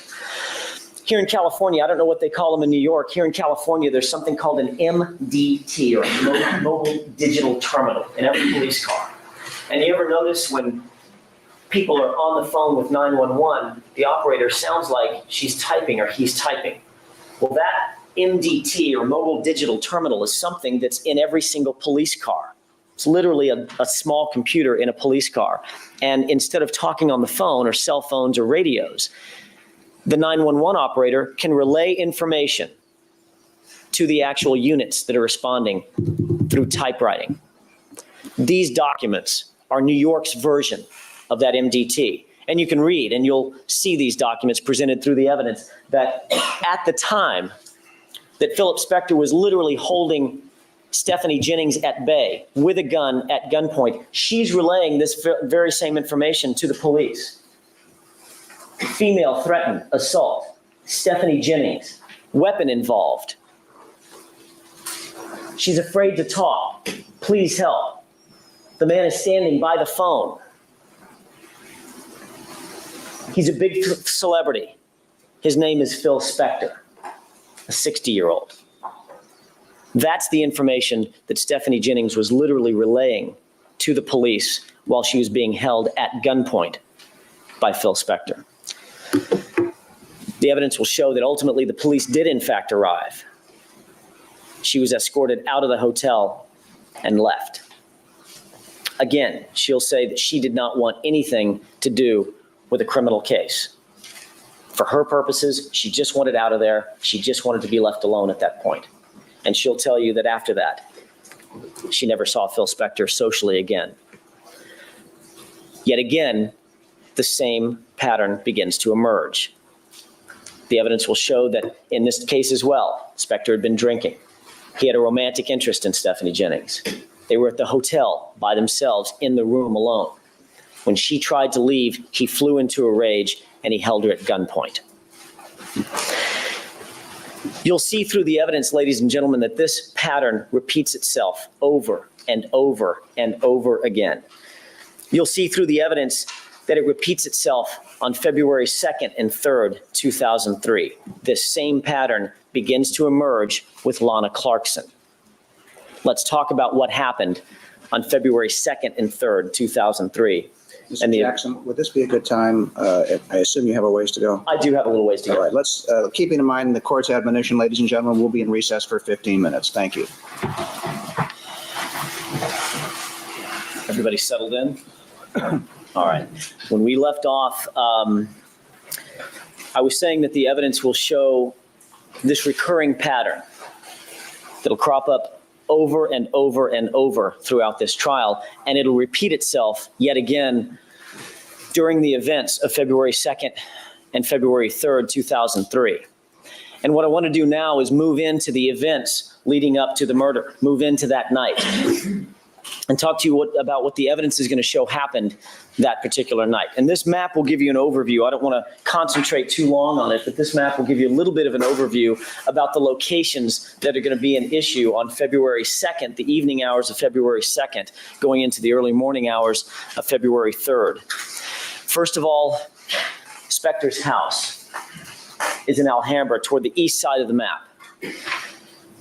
You'll hear evidence that from there, he went to the Grill, which is a restaurant in Beverly Hills. From there, he went to Trader Vic's, also a restaurant in Beverly Hills. From Trader Vic's, during the evening hours, he also went over to Dan Tana's, which moves up into Hollywood. And from Dan Tana's, he moved finally over to the House of Blues. From the House of Blues, it's from that location at about 2:20, 2:30 in the morning, he began his trip back to his Alhambra castle, as he puts it. What happened on the night before Lana Clarkson was shot to death in Phil Spector's foyer? It first started off with a dinner date with Rami Davis. Rami Davis was a friend of Phil Spector's from high school, and they had reunited, if you will, at a reunion, at a high school reunion, and become friends and basically dinner date buddies. But I think Rami Davis will tell you that there was not a romantic interest between the two of them. They were friends. She considered him his guy friend. He considered her his lady friend. They had dinners here and there. They got along well. But it was a platonic relationship. It wasn't a deep-seated romantic involvement. He picked her up about 7:30 in Studio City at her location, at her house. And he employed the services of Adriano D'Souza, a private driver who he had hired for the night. Phil Spector, had hired for the night. Phil Spector had a relatively new, as a matter of fact, I think it may have been a brand new S-Class Mercedes that he used for his get-around town car. And Adriano D'Souza was commissioned with the task of driving that car for Phil Spector and his guests that night. The first of them being Rami Davis. Picked her up about 7:30 and took her over to the Grill to have dinner. Relatively early dinner, 7:30, 7:45, something like that. And they ordered dinner, and they also ordered drinks. And the evidence will establish throughout the course of the night how much Phil Spector had to drink, how much he ordered in terms of alcohol that night. So they had dinner and drinks there. Rami Davis will tell you that she has very, very early morning hours that she has to keep. So by 10 o'clock, she was pooped out. She wanted to go home. She did exactly that. She said, "Hey, Phil, I'm ready to go home. Can you have your driver drop me off?" He said, "Sure, I'll take you back." So he then takes the Mercedes, driven by Adriano D'Souza, and drives Rami Davis back to her location, back to her home in Studio City. However, before he left that night, he made contact with Kathy Sullivan. Kathy Sullivan worked at the Grill. She was a waitress. Their relationship goes back about 5 years, their friendship. And she'll tell you, as a matter of fact, she's extremely sensitive about this fact. She'll tell you that she, in fact, wants to make it very, very clear that she was not romantically involved with Philip Spector. They were merely friends. They had met each other through other friends, and she and a couple of her girlfriends used to go out with Philip Spector. They would have dinner sometimes. They would go to the House of Blues sometimes, things of that nature. But it was not a romantic involvement. And Kathy Sullivan's very clear about that. She'll tell you that he saw her, or she saw him actually, I think, at dinner with her lady friend, with his lady friend, Rami Davis, and walked over and said hello.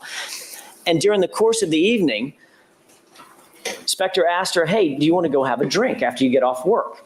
I'm going to take Rami home. Do you want to go grab a drink?" She said, "Well, I don't know, let me check." And he may have invited even others to go with, but the others declined. She accepted the invitation. She said, "Sure, you know what? I get off in just a little while. It's 10:45, something like that. I'll go with you to have a drink over at Trader Vic's."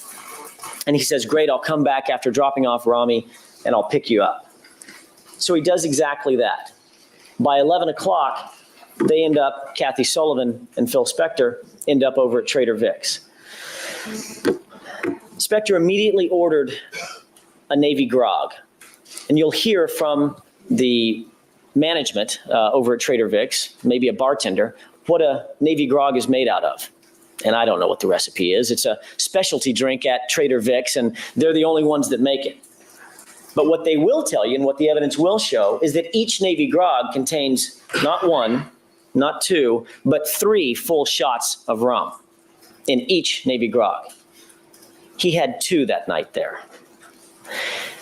For her part, Kathy Sullivan, I think, ordered amaretto sours, and I don't know what's in that either, but somebody would use the word, I'm sure, frou-frou drink. I would never say that, but somebody might.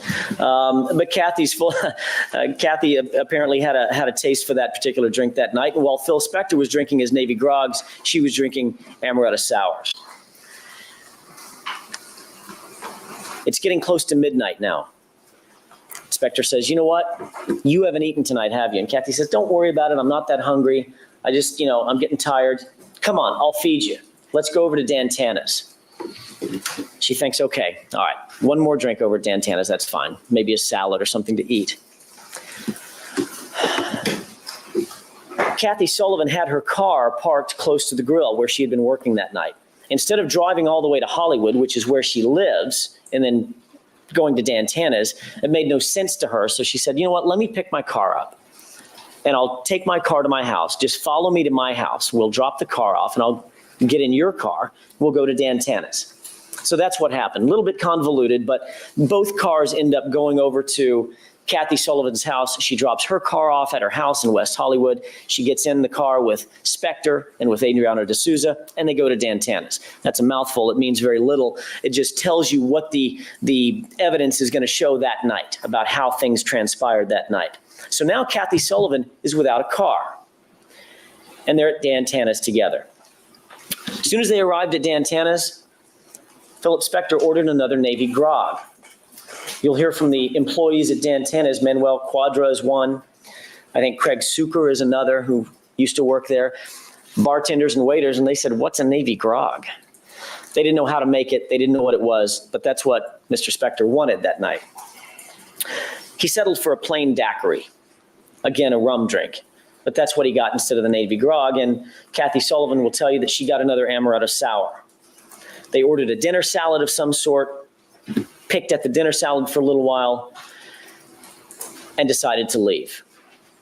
As a matter of fact, I believe Miss Sullivan will tell you that during the course of the dinner at Dan Tana's, there was yet a second round of drinks ordered.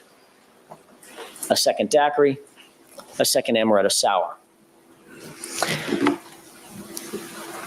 As they began to leave Dan Tana's, Spector had yet another idea. Let's go to the House of Blues. At this point, Kathy Sullivan will tell you she was absolutely exhausted. She didn't want to go to the House of Blues. She didn't feel, in her words, she didn't feel made up enough to go to the House of Blues. She had been working all night at the grill, on her feet all night. She hadn't changed clothes, hadn't showered, hadn't cleaned up. But she figured, you know what? The House of Blues is going to be closed anyway. Who cares? It's almost 2 o'clock in the morning. The House of Blues is going to be closed. We'll go over there. Then he'll drop me off at the house. It's not that, at her house. It's not that far in any event. Much to her chagrin, the House of Blues wasn't closed. So they end up going over to the House of Blues. After they arrived, they immediately went to the VIP location at the House of Blues. That's called the Foundation Room. And ladies and gentlemen, that is the point at which Lana Clarkson, for the first time in her life, would meet her killer. It was at that doorway, that velvet rope at the Foundation Room, that Philip Spector first made contact with Lana Clarkson. And I'll explain that in a little bit more detail in just a second. But right now, the evidence is going to focus your attention on the drinking pattern that Phil Spector had throughout the evening. As soon as he got into the Foundation Room, which took a little bit, but once he got in, he ordered Bacardi 151 straight up. It was just before 2 o'clock. They were about to close the bar. They can't serve alcohol after 2. But Sophia Holguin will tell you, a waitress that night, she'll tell you that she did in fact serve Spector Bacardi 151. Bacardi 151 contains almost double the amount of alcohol, the proof, that a normal alcohol does. Alcohol is normally about 80 proof. Bacardi 151 is almost double that at 150 proof. That was his single drink at the House of Blues.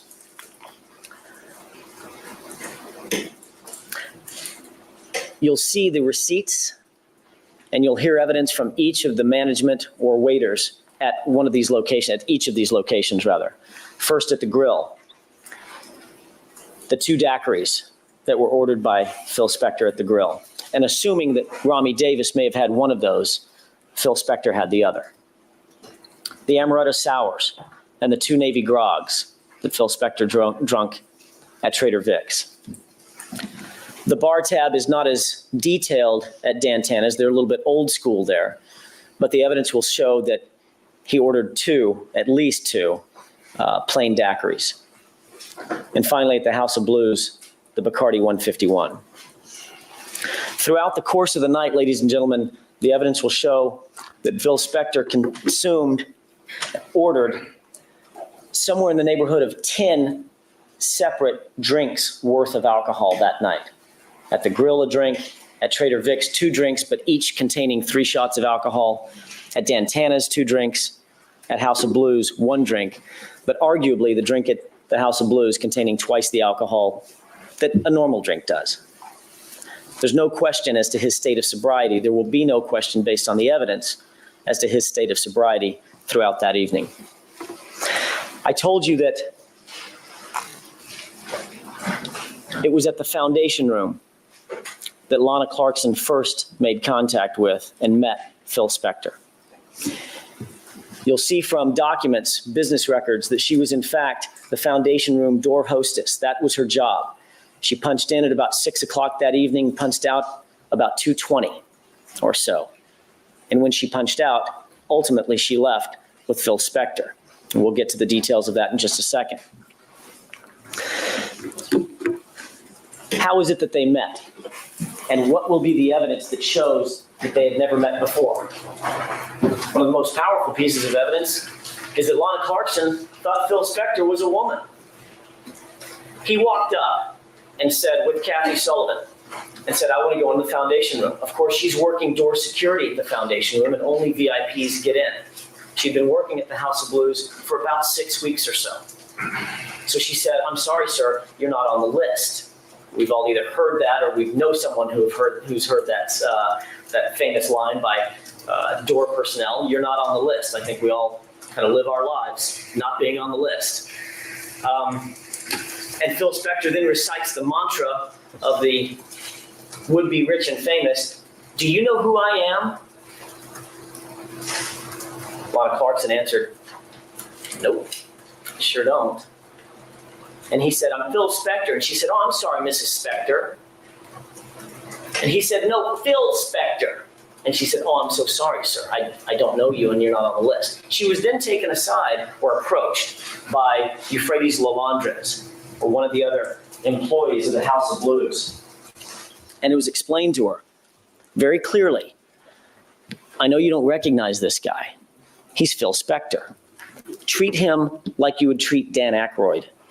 Treat him like gold. The evidence will show that told Lana Clarkson exactly who Phil Spector was and how he was to be treated. Dan Aykroyd, as some of you or maybe all of you know, the evidence will show, was the founding owner of the House of Blues. So she now had her orders on how to treat Phil Spector. He was escorted into the foundation room, and she immediately began to fawn over him. Is there anything I can get you, Mr. Spector? I'm sorry for the confusion. If you need anything, please come to me. My name is Lana. I'll be glad to help you with anything you need. If you need a drink, we'll take care of that. What else do you need? Are the pillows fluffed enough? Etc. She began to fawn over him. And not knowing who he was, not knowing who she was, the evidence will suggest that he began to flirt with her. At one point, according to Sophia Holguin, they were having a conversation, and Phil Spector actually said, you know what, Lana, just sit down here next to me. Just sit down and have a drink. And she said, oh, I can't have a drink with you. I'm working. And he said, sit down and have a drink. Of course, the evidence will show that she thought at this point she needed to treat him like an owner. If an owner says, sit down and have a drink, she needs to check on that. So she calls on the radio and says, hey, Philip Spector is asking me to sit down and have a drink. Am I allowed to do that? She calls a manager. The manager says, no, you're on duty. She said, Mr. Spector, I'm sorry. I can't drink with you. The evidence will show that he said, well, maybe later then. That was the contact that Philip Spector and Lana Clarkson had at the foundation room on the night of her death, on the morning of her death.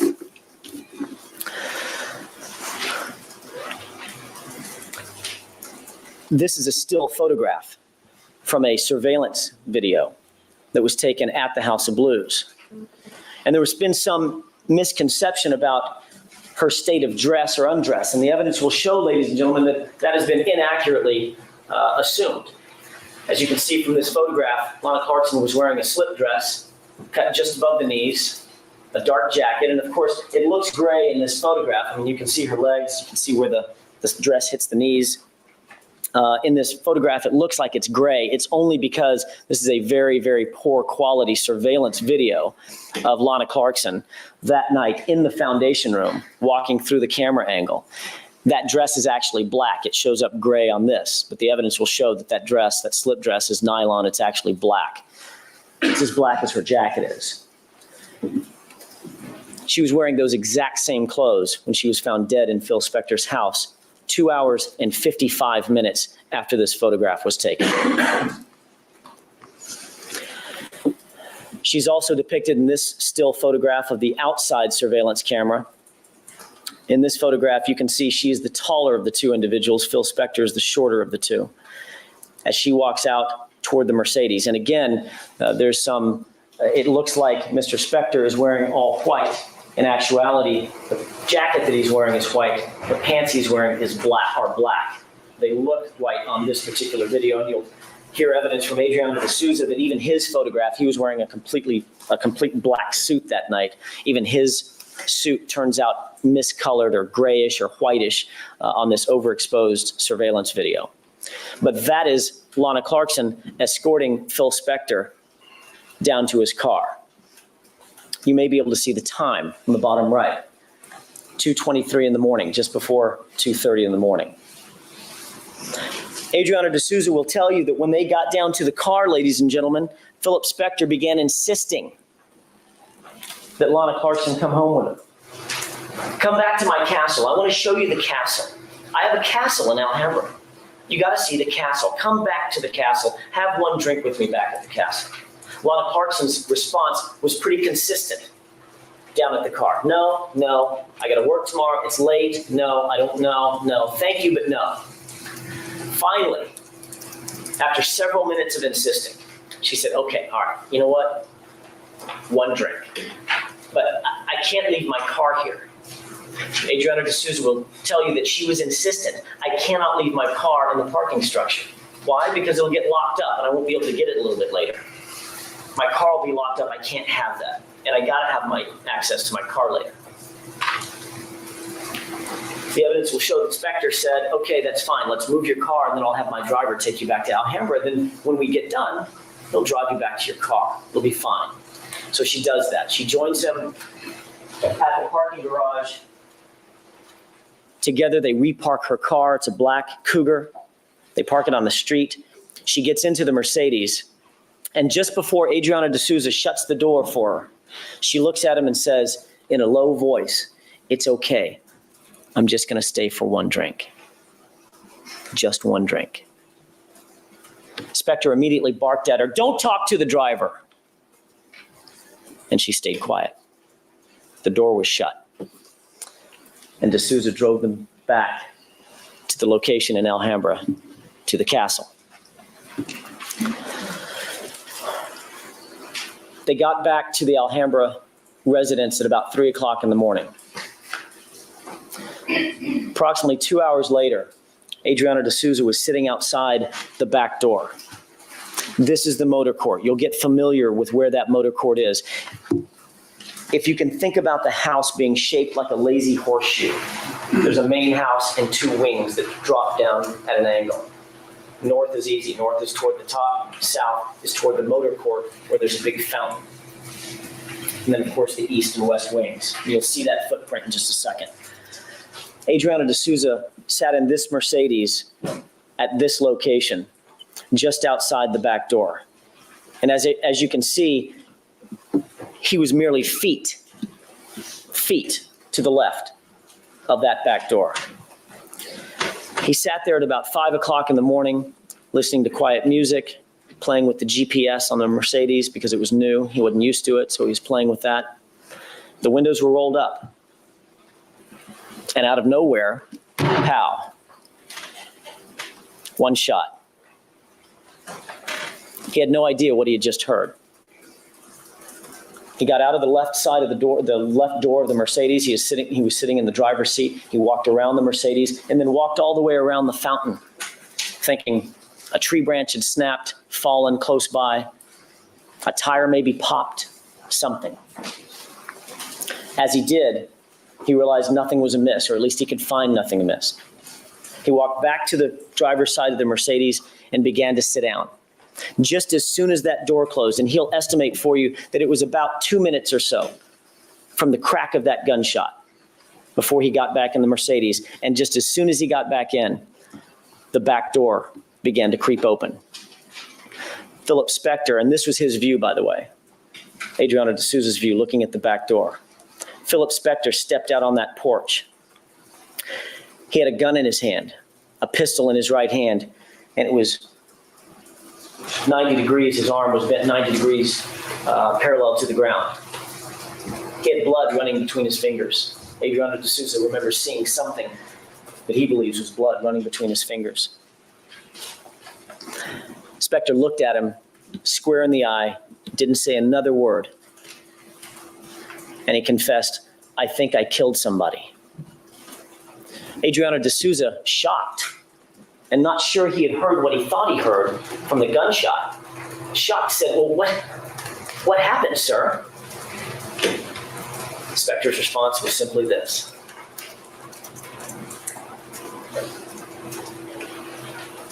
a shrug. He then turned around and stared back into the house, staring at Lana Clarkson's body. Adriano D'Souza looked around Spector. And you'll see from the graphic image that I've put on the overhead right now, this is not to scale, but it's pretty close to what Adriano D'Souza describes the positioning of everybody being. As Spector stood in that doorway, D'Souza looked around him. Her feet, that's all he could see at first, stretched down.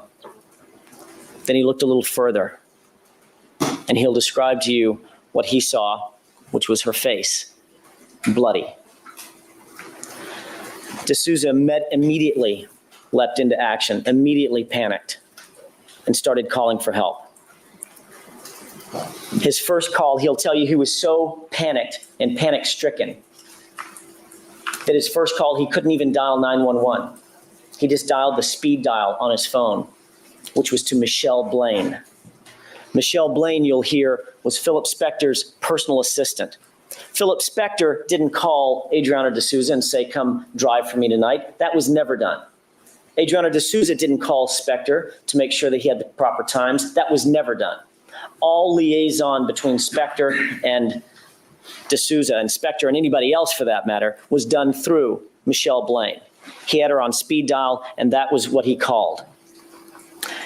And this is the call, or the recording of the call that he made to Michelle Blaine.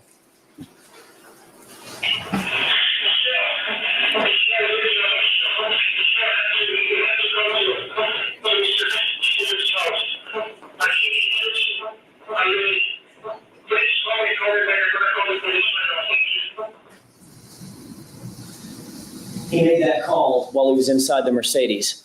Adriano D'Souza will tell you that he was so panic-stricken, he had the keys to the car either in his hands or they were still in the ignition, one of the two, and he began to run down the driveway.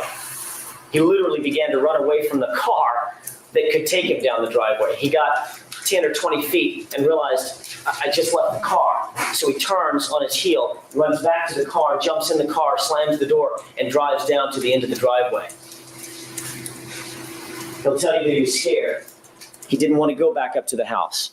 He drove down to the end of the driveway to make sure that he had the address correct. Even though he'd been to the location several times, he wasn't sure of the actual address, the street address, but he knew it was posted down below at the mouth of the driveway.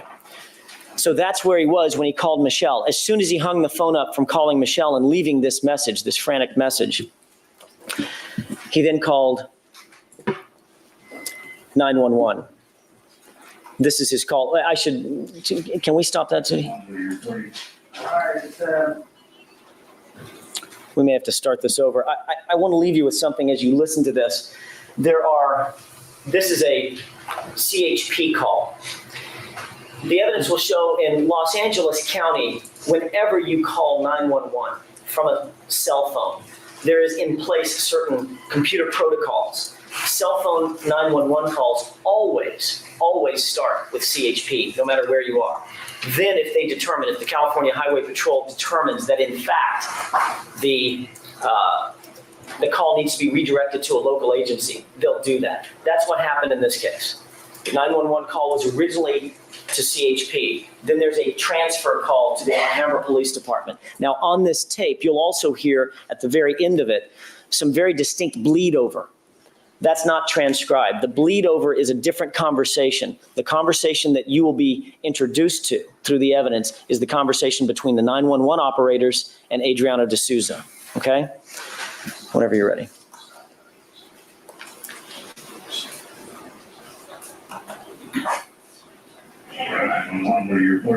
Hi, my name is Adriano. I'm a fuel inspector driver.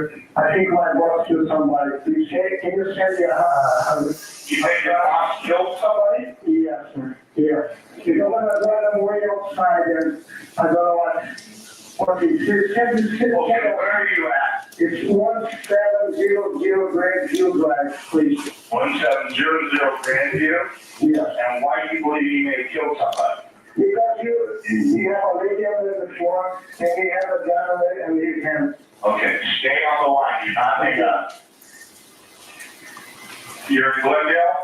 No, I'm on the younger. It's 1700 Grandview Drive.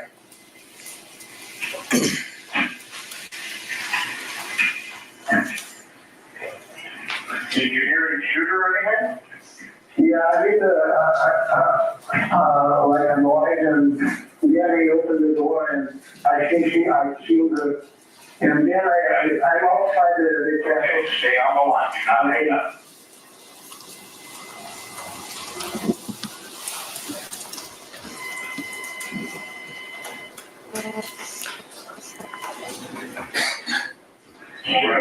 What are you reporting? Hi, my name is Adriano. I'm a fuel inspector driver. I think my boss just.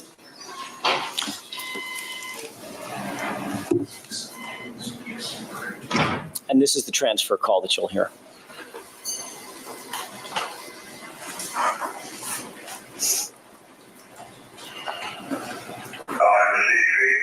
You got a transfer from an address of 1700 Grandview Drive. Reporting that the executive boss was shot and killed a woman. He heard the shot and he said there's a woman lying on the floor and his boss told him he thinks he killed her. Okay, and he just went out? It is in the business. Business? Yeah. I'll bring him online. He's calling from his cell phone 310-488-5548. Okay, hello? He's on. Sir? Yeah. Okay, what happened? Oh my God, yeah. Oh, okay, so you want someone? Yeah, I think so. So did you hear the shot? Yeah, I heard the shot outside. Then I am outside the castle because I don't know what. Is it a resident? No, it's a resident. Okay. Can you hear Bob? Yeah. He has a gun in his hand. Oh, and where's the man now? Yeah, come here. Sir, where's the man? The man with the gun, where is he? Oh, inside the castle because I'm outside. I'm afraid to go inside again. I saw him with the gun? Yeah, I saw him with the gun. What did he do? I don't know the name. Okay, so stay on the line, okay? Okay, hold on, okay? Sir, Ian? Yeah. You said that's your boss. Okay, yeah. I'm his driver. Oh, you're his driver? Yeah, I am his driver. What do you drive? His taxi? I'm not sorry. I'm sorry, what do you drive? I'm driving my kid. Driving his kid. Oh my God. Okay. Okay. So how that fire and then I have a battery drive, the castle? No, I'm a private driver. I heard one shot. Adrian.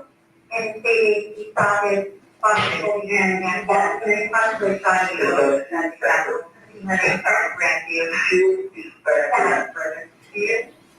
Inspector. Yes. Yes. S-E-A-L? P-H-I-L. Inspector. I-L. Is he Asian or white or? Sorry? Is he male, white or Asian? Is he an Asian person, a Hispanic person, or a white person? No, a white person. And is it still P-H-I-L? Yeah, P-H-I-L. Oh, still. Still, yeah. Still Inspector? Okay. Yeah.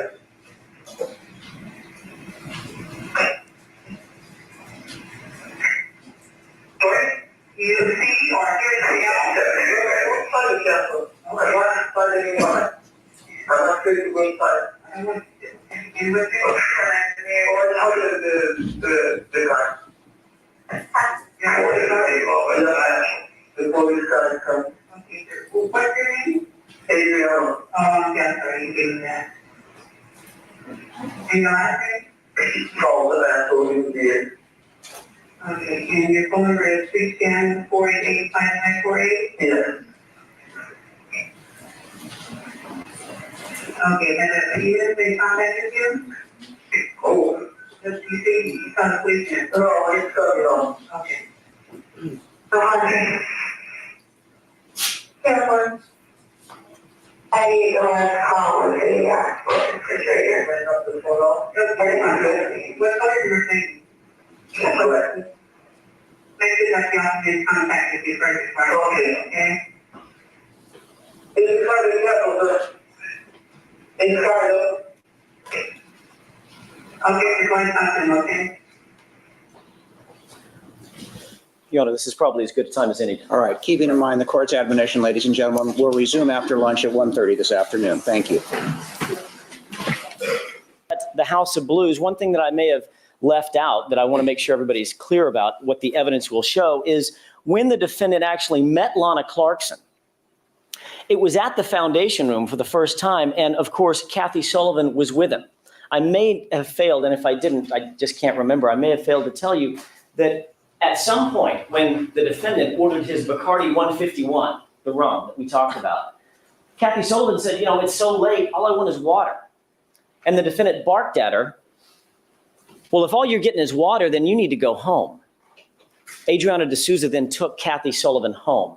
So the point at which Lana Clarkson began socializing, if you will, at the House of Blues with Philip Spector, Kathy Sullivan had taken her leave for the night. She had gone home. Adriana D'Souza had taken her home, dropped her off at her house, and simply come back to pick up Phil Spector.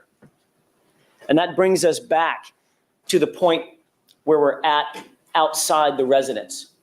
When that gunshot went off, when Adriana D'Souza saw the defendant walk outside, jacket on, gun in hand, blood on his hands, her blood literally on his hands, as the evidence will show, and confess, I think I killed somebody. We were just at the point when we left off at the lunch break of letting you listen to what the evidence will be concerning Adriana D'Souza's conduct. In the span of 30 seconds, he made 2 phone calls for help.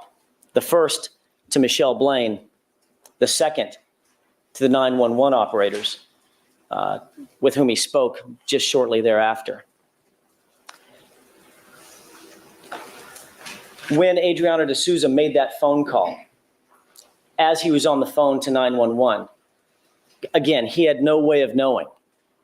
He had no clue exactly what had happened inside the house until Phil Spector told him.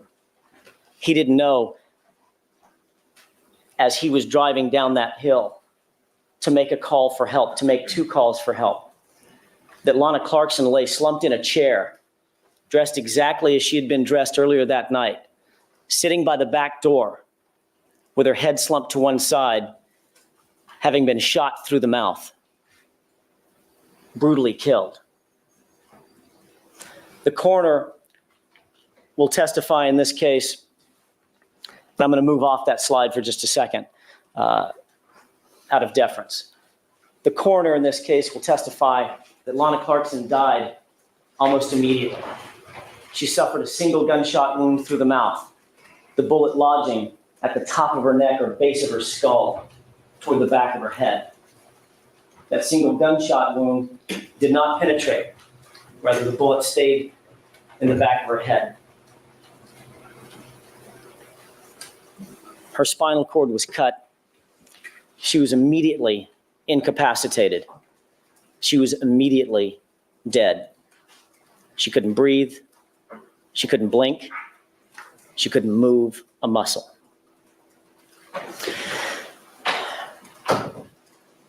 In addition to the defendant's confession, in addition to his own words telling you what happened inside that foyer that night or that morning, there's another set of evidence, an additional set of evidence, both physical evidence and forensic evidence that will tell you exactly what happened inside the foyer. Before we get started with that, I've presented you with a graphic diagram. Again, this is not a scale diagram, but it gives you an idea of the footprint of that Alhambra mansion, that Alhambra castle, as Mr. Spector likes to call it. And I told you it would look like a lazy horseshoe.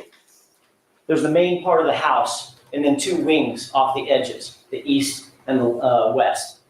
North is to the top, and south is down toward the motor court. So when we talk about north, south, east, and west, you can sort of orient yourself along the lines that we've presented here. As a matter of orientation, I'm going to show you a couple of photographs. Those photographs are going to be taken from the following perspective. You can barely see that. I picked the wrong color for this. You can barely see that yellow. Imagine that yellow triangle is simply the view of a cameraman taking a picture from the hallway into a living room area. That camera will then pan to the right from the living room area down toward the south part of the foyer. Okay, so the pictures you're about to see are first of the living room, and you'll watch the camera draw back just a little bit and then turn to the right and then pan toward the back door where Philip Spector emerged and confessed to killing Lana Clarkson.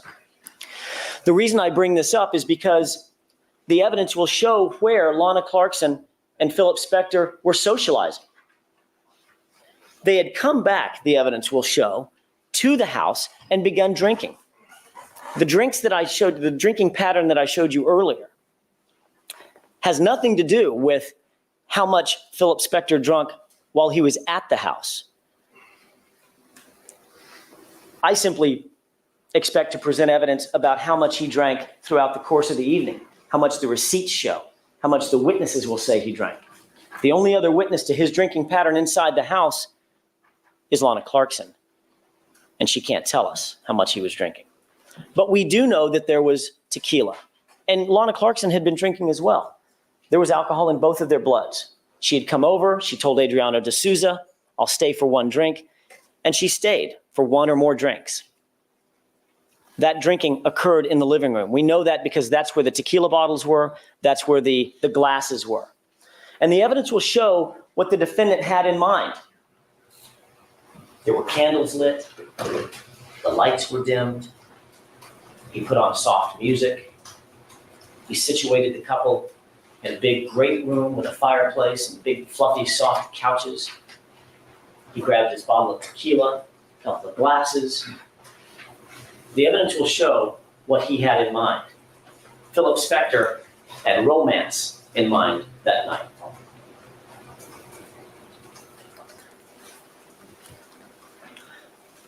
But as you think about the facts of this case, look at where Lana Clarkson ended up dead. This is heading back toward that back door. Look at where her body is in comparison to the back door. Look at what she's wearing. The evidence will show that she had her shoes on, She was wearing that same slip dress she had been wearing at work.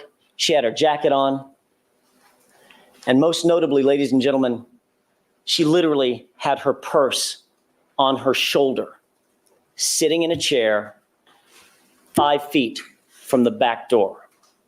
The evidence will show Lana Clarkson, notwithstanding the candles, the drinks, the soft music, Lana Clarkson was ready to leave. Her purse was still on her shoulder. Immediately after the shooting, Philip Spector began moving around the house. How do we know that? What physical evidence is going to be presented to prove that?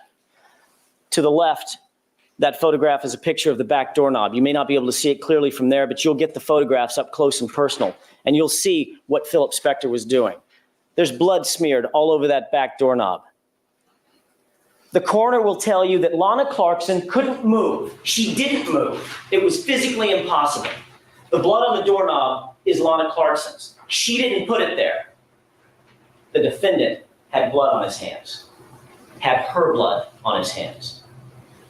The latch bolt had Lana Clarkson's blood transferred to it. That blood came from Philip Spector's hands. Exactly like D'Souza said. He came to the back door with blood on his hands and a gun in his hand. The banister, which is a banister right by the foyer, right across from where Lana Clarkson was found dead. That banister has transferred blood on it. It's Lana Clarkson's. As a matter of fact, all of the blood evidence that you see and you hear about in this case belongs to Lana Clarkson. None of it is Philip Spector's. How did the blood get on the banister? The defendant transferred that blood onto the banister as he went upstairs. So now we know a little bit about what the defendant was doing right after the fatal shot was fired. He was moving about the house. But what does the evidence tell us he wasn't doing? As you look at these next series of photographs, pay special attention to what's circled in each photograph. It may be difficult to make out. Telephones. In a gigantic house, in almost every room in the house, in the kitchen, the bars, the foyer area. 3 telephones, ladies and gentlemen, within 5 feet of Lana Clarkson's body. Phones everywhere, to the left, to the right, to the north, to the south. Telephones all over the house. Just in the photographs that you've seen there, 14 separate telephones and not one call for help from Philip Spector. Not one. We'll introduce you to members of the Alhambra Police Department as well as the California Highway Patrol. I told you a little bit about the evidence concerning the California Highway Patrol system. I should say the 911 emergency data system. When you make a cell phone call to 911, it goes through CHP first, then it's transferred over to the responding agency. Everybody with me on that? If you make a phone call to 911 from a landline, it will go directly to the proper responding agency based on the jurisdiction you're in. If a landline call was made from Alhambra, from this residence, it would have gone directly to the Alhambra Police Department. If a cell phone call was made from inside the residence, it would have done exactly what D'Souza's call did and been routed from CHP, then to Alhambra. We'll introduce you to 2 people. Sandra Hill from CHP and Gamil Catalan from the Alhambra Police Department. They're emergency data systems analysts, experts in the field. They know the protocol, they know how the system works, and they know, more importantly, how the system is archived. They did searches of the archived records to find out how many how many 911 calls emanated about this incident. They can do that. Their answer? 1. Came from Adriana D'Souza. Philip Spector never called for help. From the time Adriana D'Souza made that 911 call, from the time the gunshot rang out and broke the silence at 5 o'clock in the morning or 5:04 in the morning. Philip Spector was inside that house for some 40 minutes or more by himself with Lana Clarkson laying there dead. 40 minutes to move around, 40 minutes to call for help. Yet none came. So if he wasn't calling for help, what will the evidence show he was doing? I told you there was a blood smear on the banister indicating that Phil Spector went upstairs.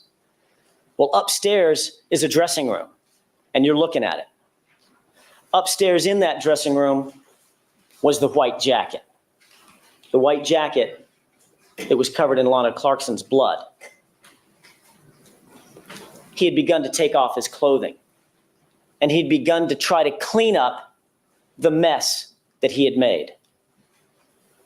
He was cleaning up what he had messed up.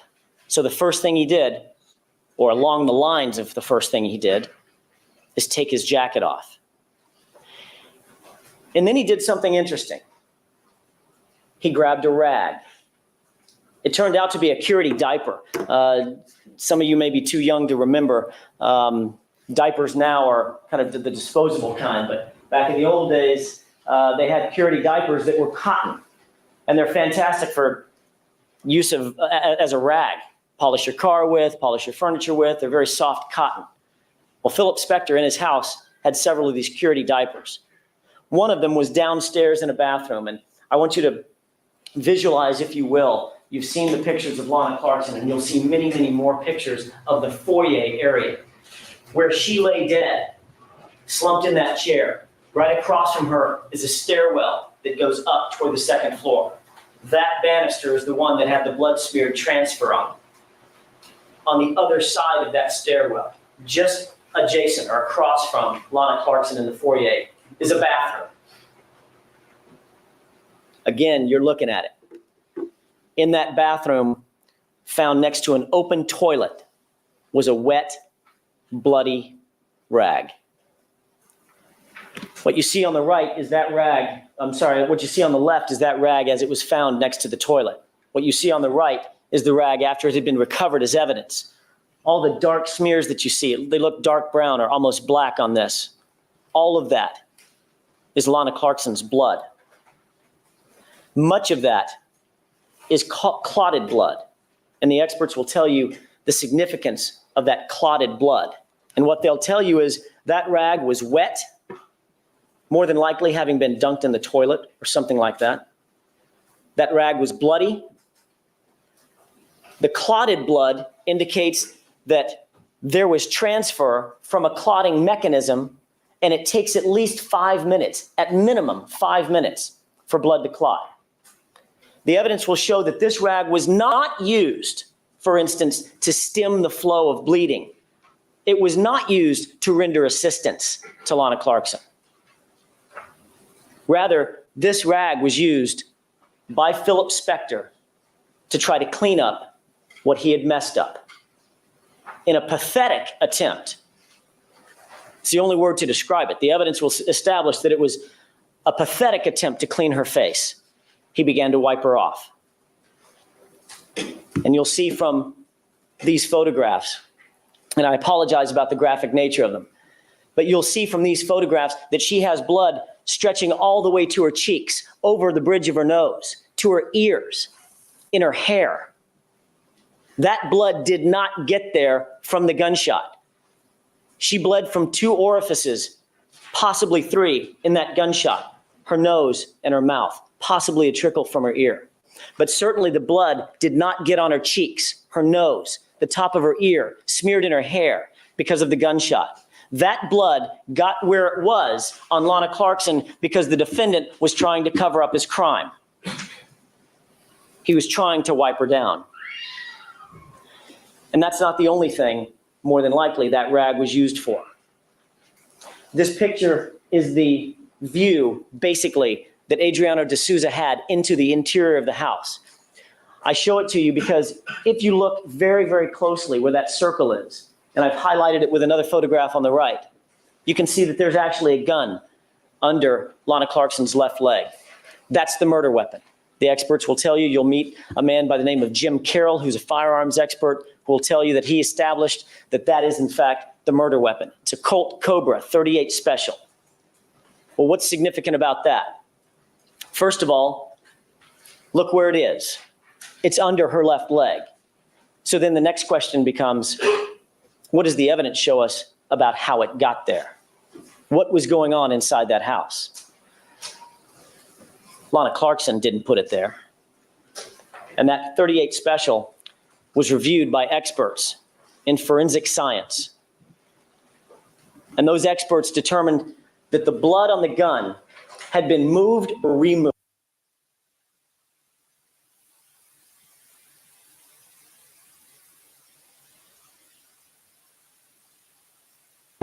What he had messed up to wipe the gun off. Didn't do a very good job, just like he didn't do a very good job on her face. But you can see the circles that there's still blood in various places on the gun. But it's unquestionable that the gun had been wiped down, attempting to be wiped clean. So how did it get under her leg? After he wiped the gun down, Philip Spector attempted to set a stage for the crime scene. He put the gun under her left leg. She didn't do it. And he was the only other person in the room. As a matter of fact, if I haven't said it, the evidence will establish that he and Lana Clarkson at the time of her death were the only two people in the entire house. The only third person on the entire property was Adriano D'Souza, and we know where he was, outside in the Mercedes.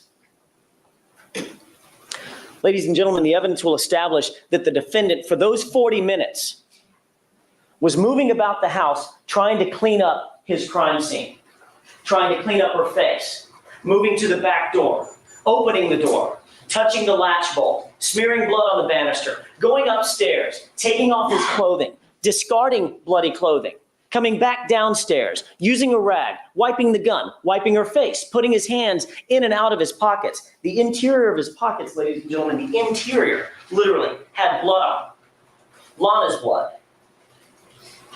The evidence will show that during the course of this, during this process, this pathetic attempt to clean up the crime scene, the defendant not only removed the evidence of blood on his own hands by either washing or removing that blood somehow, wiping his hands down, but also gunshot residue evidence. When a gun is fired, gunshot residue emanates in a cloud. It would be expected that you would find it on his hands, yet he had had 40 minutes to clean that off. Although some gunshot residue was in fact found on his hands, he didn't get it all off. The evidence will also show what his attitude was toward the police when the police finally did arrive. Again, 40 minutes before they actually made their way into the house. And let me explain that. You may be thinking in your mind, that seems like an awful long time for the police to respond.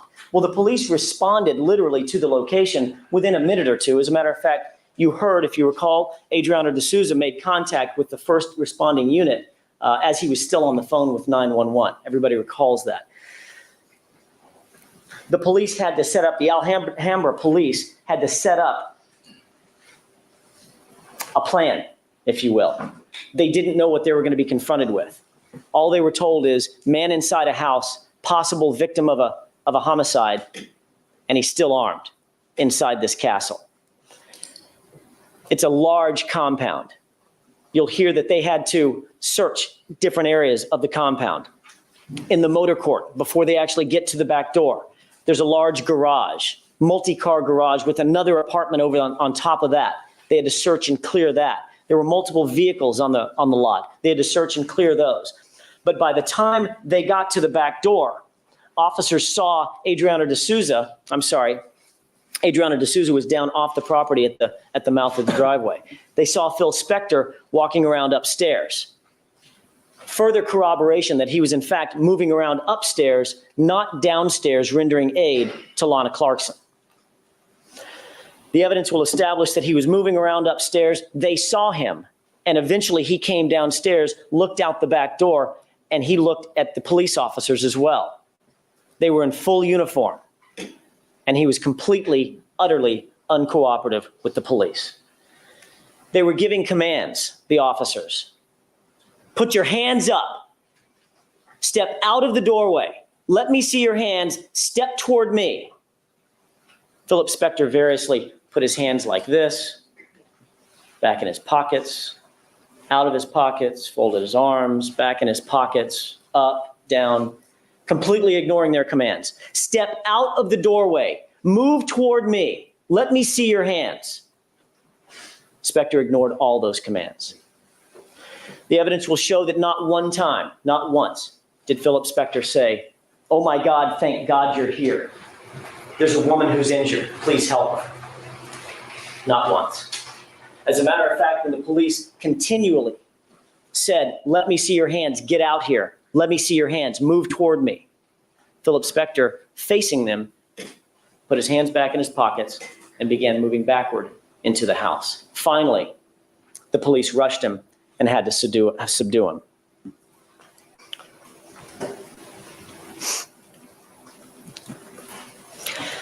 That Colt Cobra that we talked about just a second ago, the murder weapon in this case, the evidence will show that it was an unregistered gun, but the evidence will also show exactly where it came from. Lana Clarkson, as you can see from the side of this photograph on the left side, Lana Clarkson was situated at that back foyer area. Next to her in the foyer area was a bureau. The top drawer of that bureau was open. Inside the top drawer of that bureau was a holster, a Hunter holster. And you'll hear more about that in just a second. Hunter is the manufacturer. That holster and the drawer were exactly as you see it here. The drawer left ajar, the holster empty. What significance does that holster have? When the Colt Cobra is compared to that holster, take a look at this graphic at how it fits. That holster was specifically designed for that gun. That was not the only Hunter holster that Philip Spector had in his house. He had at least two others, these two that you see here. He had a preference, if you will, for that manufacturer. It was no coincidence that it was a Hunter holster that was in the bureau. And it was no coincidence, the evidence will show, that that gun, the murder weapon, fit the holster and came out of that bureau. Take a look at the bullets that were used.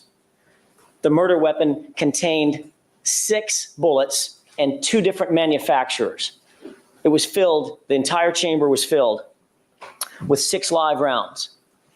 The 2 manufacturers were Speer and S&W plus P. Doesn't mean much to us, just 2 different manufacturers of ammunition, until you compare the fact that, again, Philip Spector had in his house 2 other guns loaded with the exact same ammunition, Speer and plus P ammunition. The evidence will establish, ladies and gentlemen, that Philip Spector owned that weapon and that it came out of that bureau drawer. And what of the white jacket that Mr. Spector was so quick to discard upstairs? The evidence in this case about that jacket will be the following. You'll be introduced to photographs, forensic photographs of the jacket. That's what this is. This was taken in a studio by a forensic scientist. And I want to draw your attention to the arrows on the jacket. And I want to make sure that there's no misconception. What you're looking at, the red marks on the left side, predominantly left side of that jacket, are not, in fact, blood themselves. That's not the blood. Those are arrows pointing to blood. And I want to talk for just a second about the concept and the science of blood spatter. You're going to hear, I think Ms. Kinney-Bodden mentioned this several times. Mr. Rosen mentioned it several times, and they said that this case is going to be heavily about science. Well, there is going to be some science in this case. But as you can see from the presentation of the People's case, this is not all about science. There's a lot of other evidence other than science as well. The blood spatter evidence could be considered scientific evidence. Let me explain that word and what we expect the evidence will show about that word and educate you about that word a little bit. A lot of people use the word splatter. You slam your hand in a puddle of liquid, grape juice or something, it'll splatter on you. There's actually no L in the word spatter as scientists use it. It's blood spatter or liquid spatter, all right? So I'm not misspeaking when I say that. There are 2 types of spatter evidence. You know, there's several more types, but 2 types that we'll be most interested in. Forward spatter and back spatter. Forward spatter is simply the following. The evidence will show through the experts that if, in fact, you fire a weapon, fire a gun into a human body, and the bullet penetrates the front and exits the back, the trajectory of that bullet sometimes will take along with it droplets of blood, and the blood will spread and follow that same line that the bullet is taking. That's forward spatter. Why? Because it's going forward with the trajectory of the bullet. However, in some cases, not every case, but in some cases, if you fire a weapon into an organic substance, something with liquid in it, i.e. a human body, you fire a bullet into that, sometimes the energy and the gases created are so enormous that tiny droplets, and some not so tiny, will move backward and float and drift backward toward the source of the bullet. That's considered backspatter. And what you'll hear about in this case is about backspatter, not forward spatter, because of course, Lana suffered a gunshot wound that did not exit her. But the experts will tell you that in fact there was backspatter in this case. And the size of the spatter that you'll see is the determining factor about distance. I don't know how else to say that clearly. Let me explain that for just a second. One of the things that I noted when I was looking at this, I put this together and I looked up on my own screen and I realized even with this close-up shot, you can't see the blood that we're talking about. Those arrows are all pointing to something. They're pointing to tiny particulate blood droplets. What will happen, as the experts will explain, is that when that energy is high enough, when that bullet impact is high enough, there will be sometimes a tiny bit of particulate matter that goes backward in a mist form. It's so tiny that it's called misting pattern spatter. Almost like an aerosol can, if you can kind of picture that. Tiny, tiny little droplets, almost too small to see with the naked eye, about 1 millimeter in diameter. If you were to look at this picture, take a look at the button for comparison in this photograph. The particulate matter that you're going to see on Philip Spector's jacket are particles probably half the size of one of the holes on the button. I'm going to make it larger for you. That's what you're looking at. That's an enhanced photograph of an example of that particulate matter that drifts backward toward the source of the bullet. And what will the evidence show about that particulate matter? If anybody's thrown a wiffle ball versus a baseball, they'll get this. The larger the mass, the further it travels. The smaller the mass, the less far it travels. This tiny particulate matter, under the laws of physics, only travels a certain distance from the spatter mechanism, from the spatter producing event. Only a certain distance. And the experts know exactly what that distance is, or can estimate what that distance is to a pretty close, or a pretty defined length, I should say. That distance is about 3 feet. A maximum of about 3 feet. That misting pattern will not travel further than that. Gravity, friction, et cetera, will take over and it'll fall. One of the things that you will find during the course of the presentation of the evidence in this case is that not only did Philip Spector's jacket have that very defined misting pattern spatter on it, Lana Clarkson's own skirt had that same spatter pattern. The photograph on the right was taken at the exact same magnification, 6.7. And you'll see that the spatter pattern of those two droplets on the right is very difficult for you to see there. It'll become much more clear when you see the actual photo. The two little droplets that you see on her skirt, and it looks brown here, but that's actually a high magnification of her slip dress down around the lap of her slip, bears the exact same signature spatter pattern. And what does that tell us? The evidence will show that we know exactly how far her skirt was from the gunshot. That gives us deep insight into how far his jacket was from the gunshot. We'll introduce you to Dr. Lynn Harold, a PhD and an expert forensic scientist. Dr. Harold will tell you that the high energy backspatter on his jacket was from a gunshot wound and not another source. She'll tell you that the misting pattern from that gunshot is on both Spector's jacket and on Lana's slip dress. And she'll tell you, among other things, that the laws of physics, the laws of biology, the laws of chemistry tell us how far that jacket had to have been, or more pointedly, how close that jacket had to have been from the gunshot wound. She'll tell you it was within 3 feet or closer. Ladies and gentlemen, I told you when we started talking about this and we moved into the events of February 2nd and 3rd, 2003, that the evidence would illustrate a pattern that begins to emerge. And now that you've been told what that evidence will show, take a look at the pattern that emerges for Lana Clarkson. On February 3rd, 2003, at his house in Alhambra, the defendant had been drinking to excess. He had a romantic interest in Lana Clarkson, unquestionably a romantic interest. He was the one that was seeking her attention. He was the one that was seeking her company, not vice versa. He coaxed her back to his house where they would be alone. She tried to leave, no question about it. She's situated at the back door with her clothes on, her jacket on, her purse slung over her shoulder, not 10 feet from the car that would have driven her to safety. separated only by a closed door. The defendant pulled his handgun, his gun, out of his bureau drawer, secured in his holster, and loaded with his bullets. And he shot Lana Clarkson through the mouth. A single gunshot. Ladies and gentlemen, the defendant's history of violence, his conduct all through February 2nd and February 3rd, the physical evidence that you'll see in this case, the forensic evidence that you'll see in this case, all of that evidence taken together will give deep meaning to the defendant's own words, his own confession. A confession, ladies and gentlemen, I think I killed somebody, that still echoes in this courtroom today. At the close of the presentation of all of the evidence in this case, we're confident that you'll be convinced beyond a reasonable doubt that Philip Spector is guilty of the murder of Lana Clarkson. Thank you for your attention. Thank you, Mr. Jackson. Mr.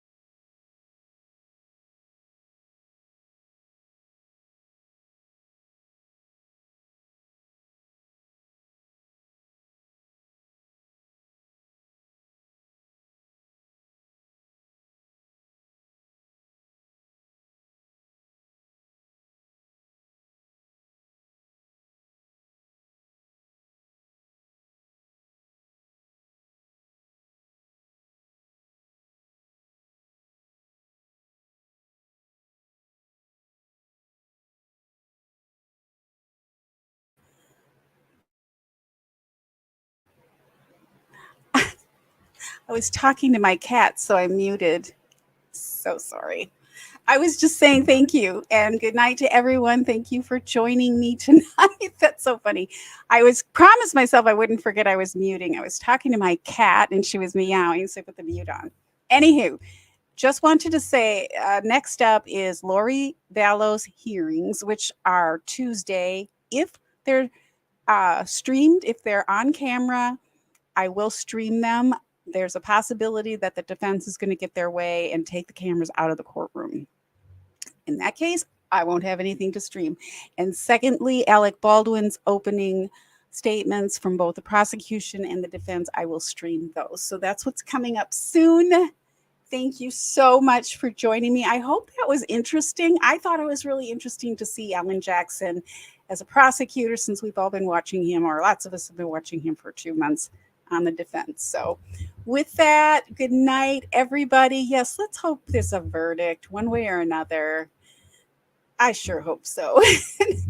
But I do trust that the jury is going to do a good job, and they are doing a good job. So hopefully no one's too stressed about it. So with that, have a good night. Have a good sleep, everyone. Thanks again for joining me. I appreciate it. We'll see you soon.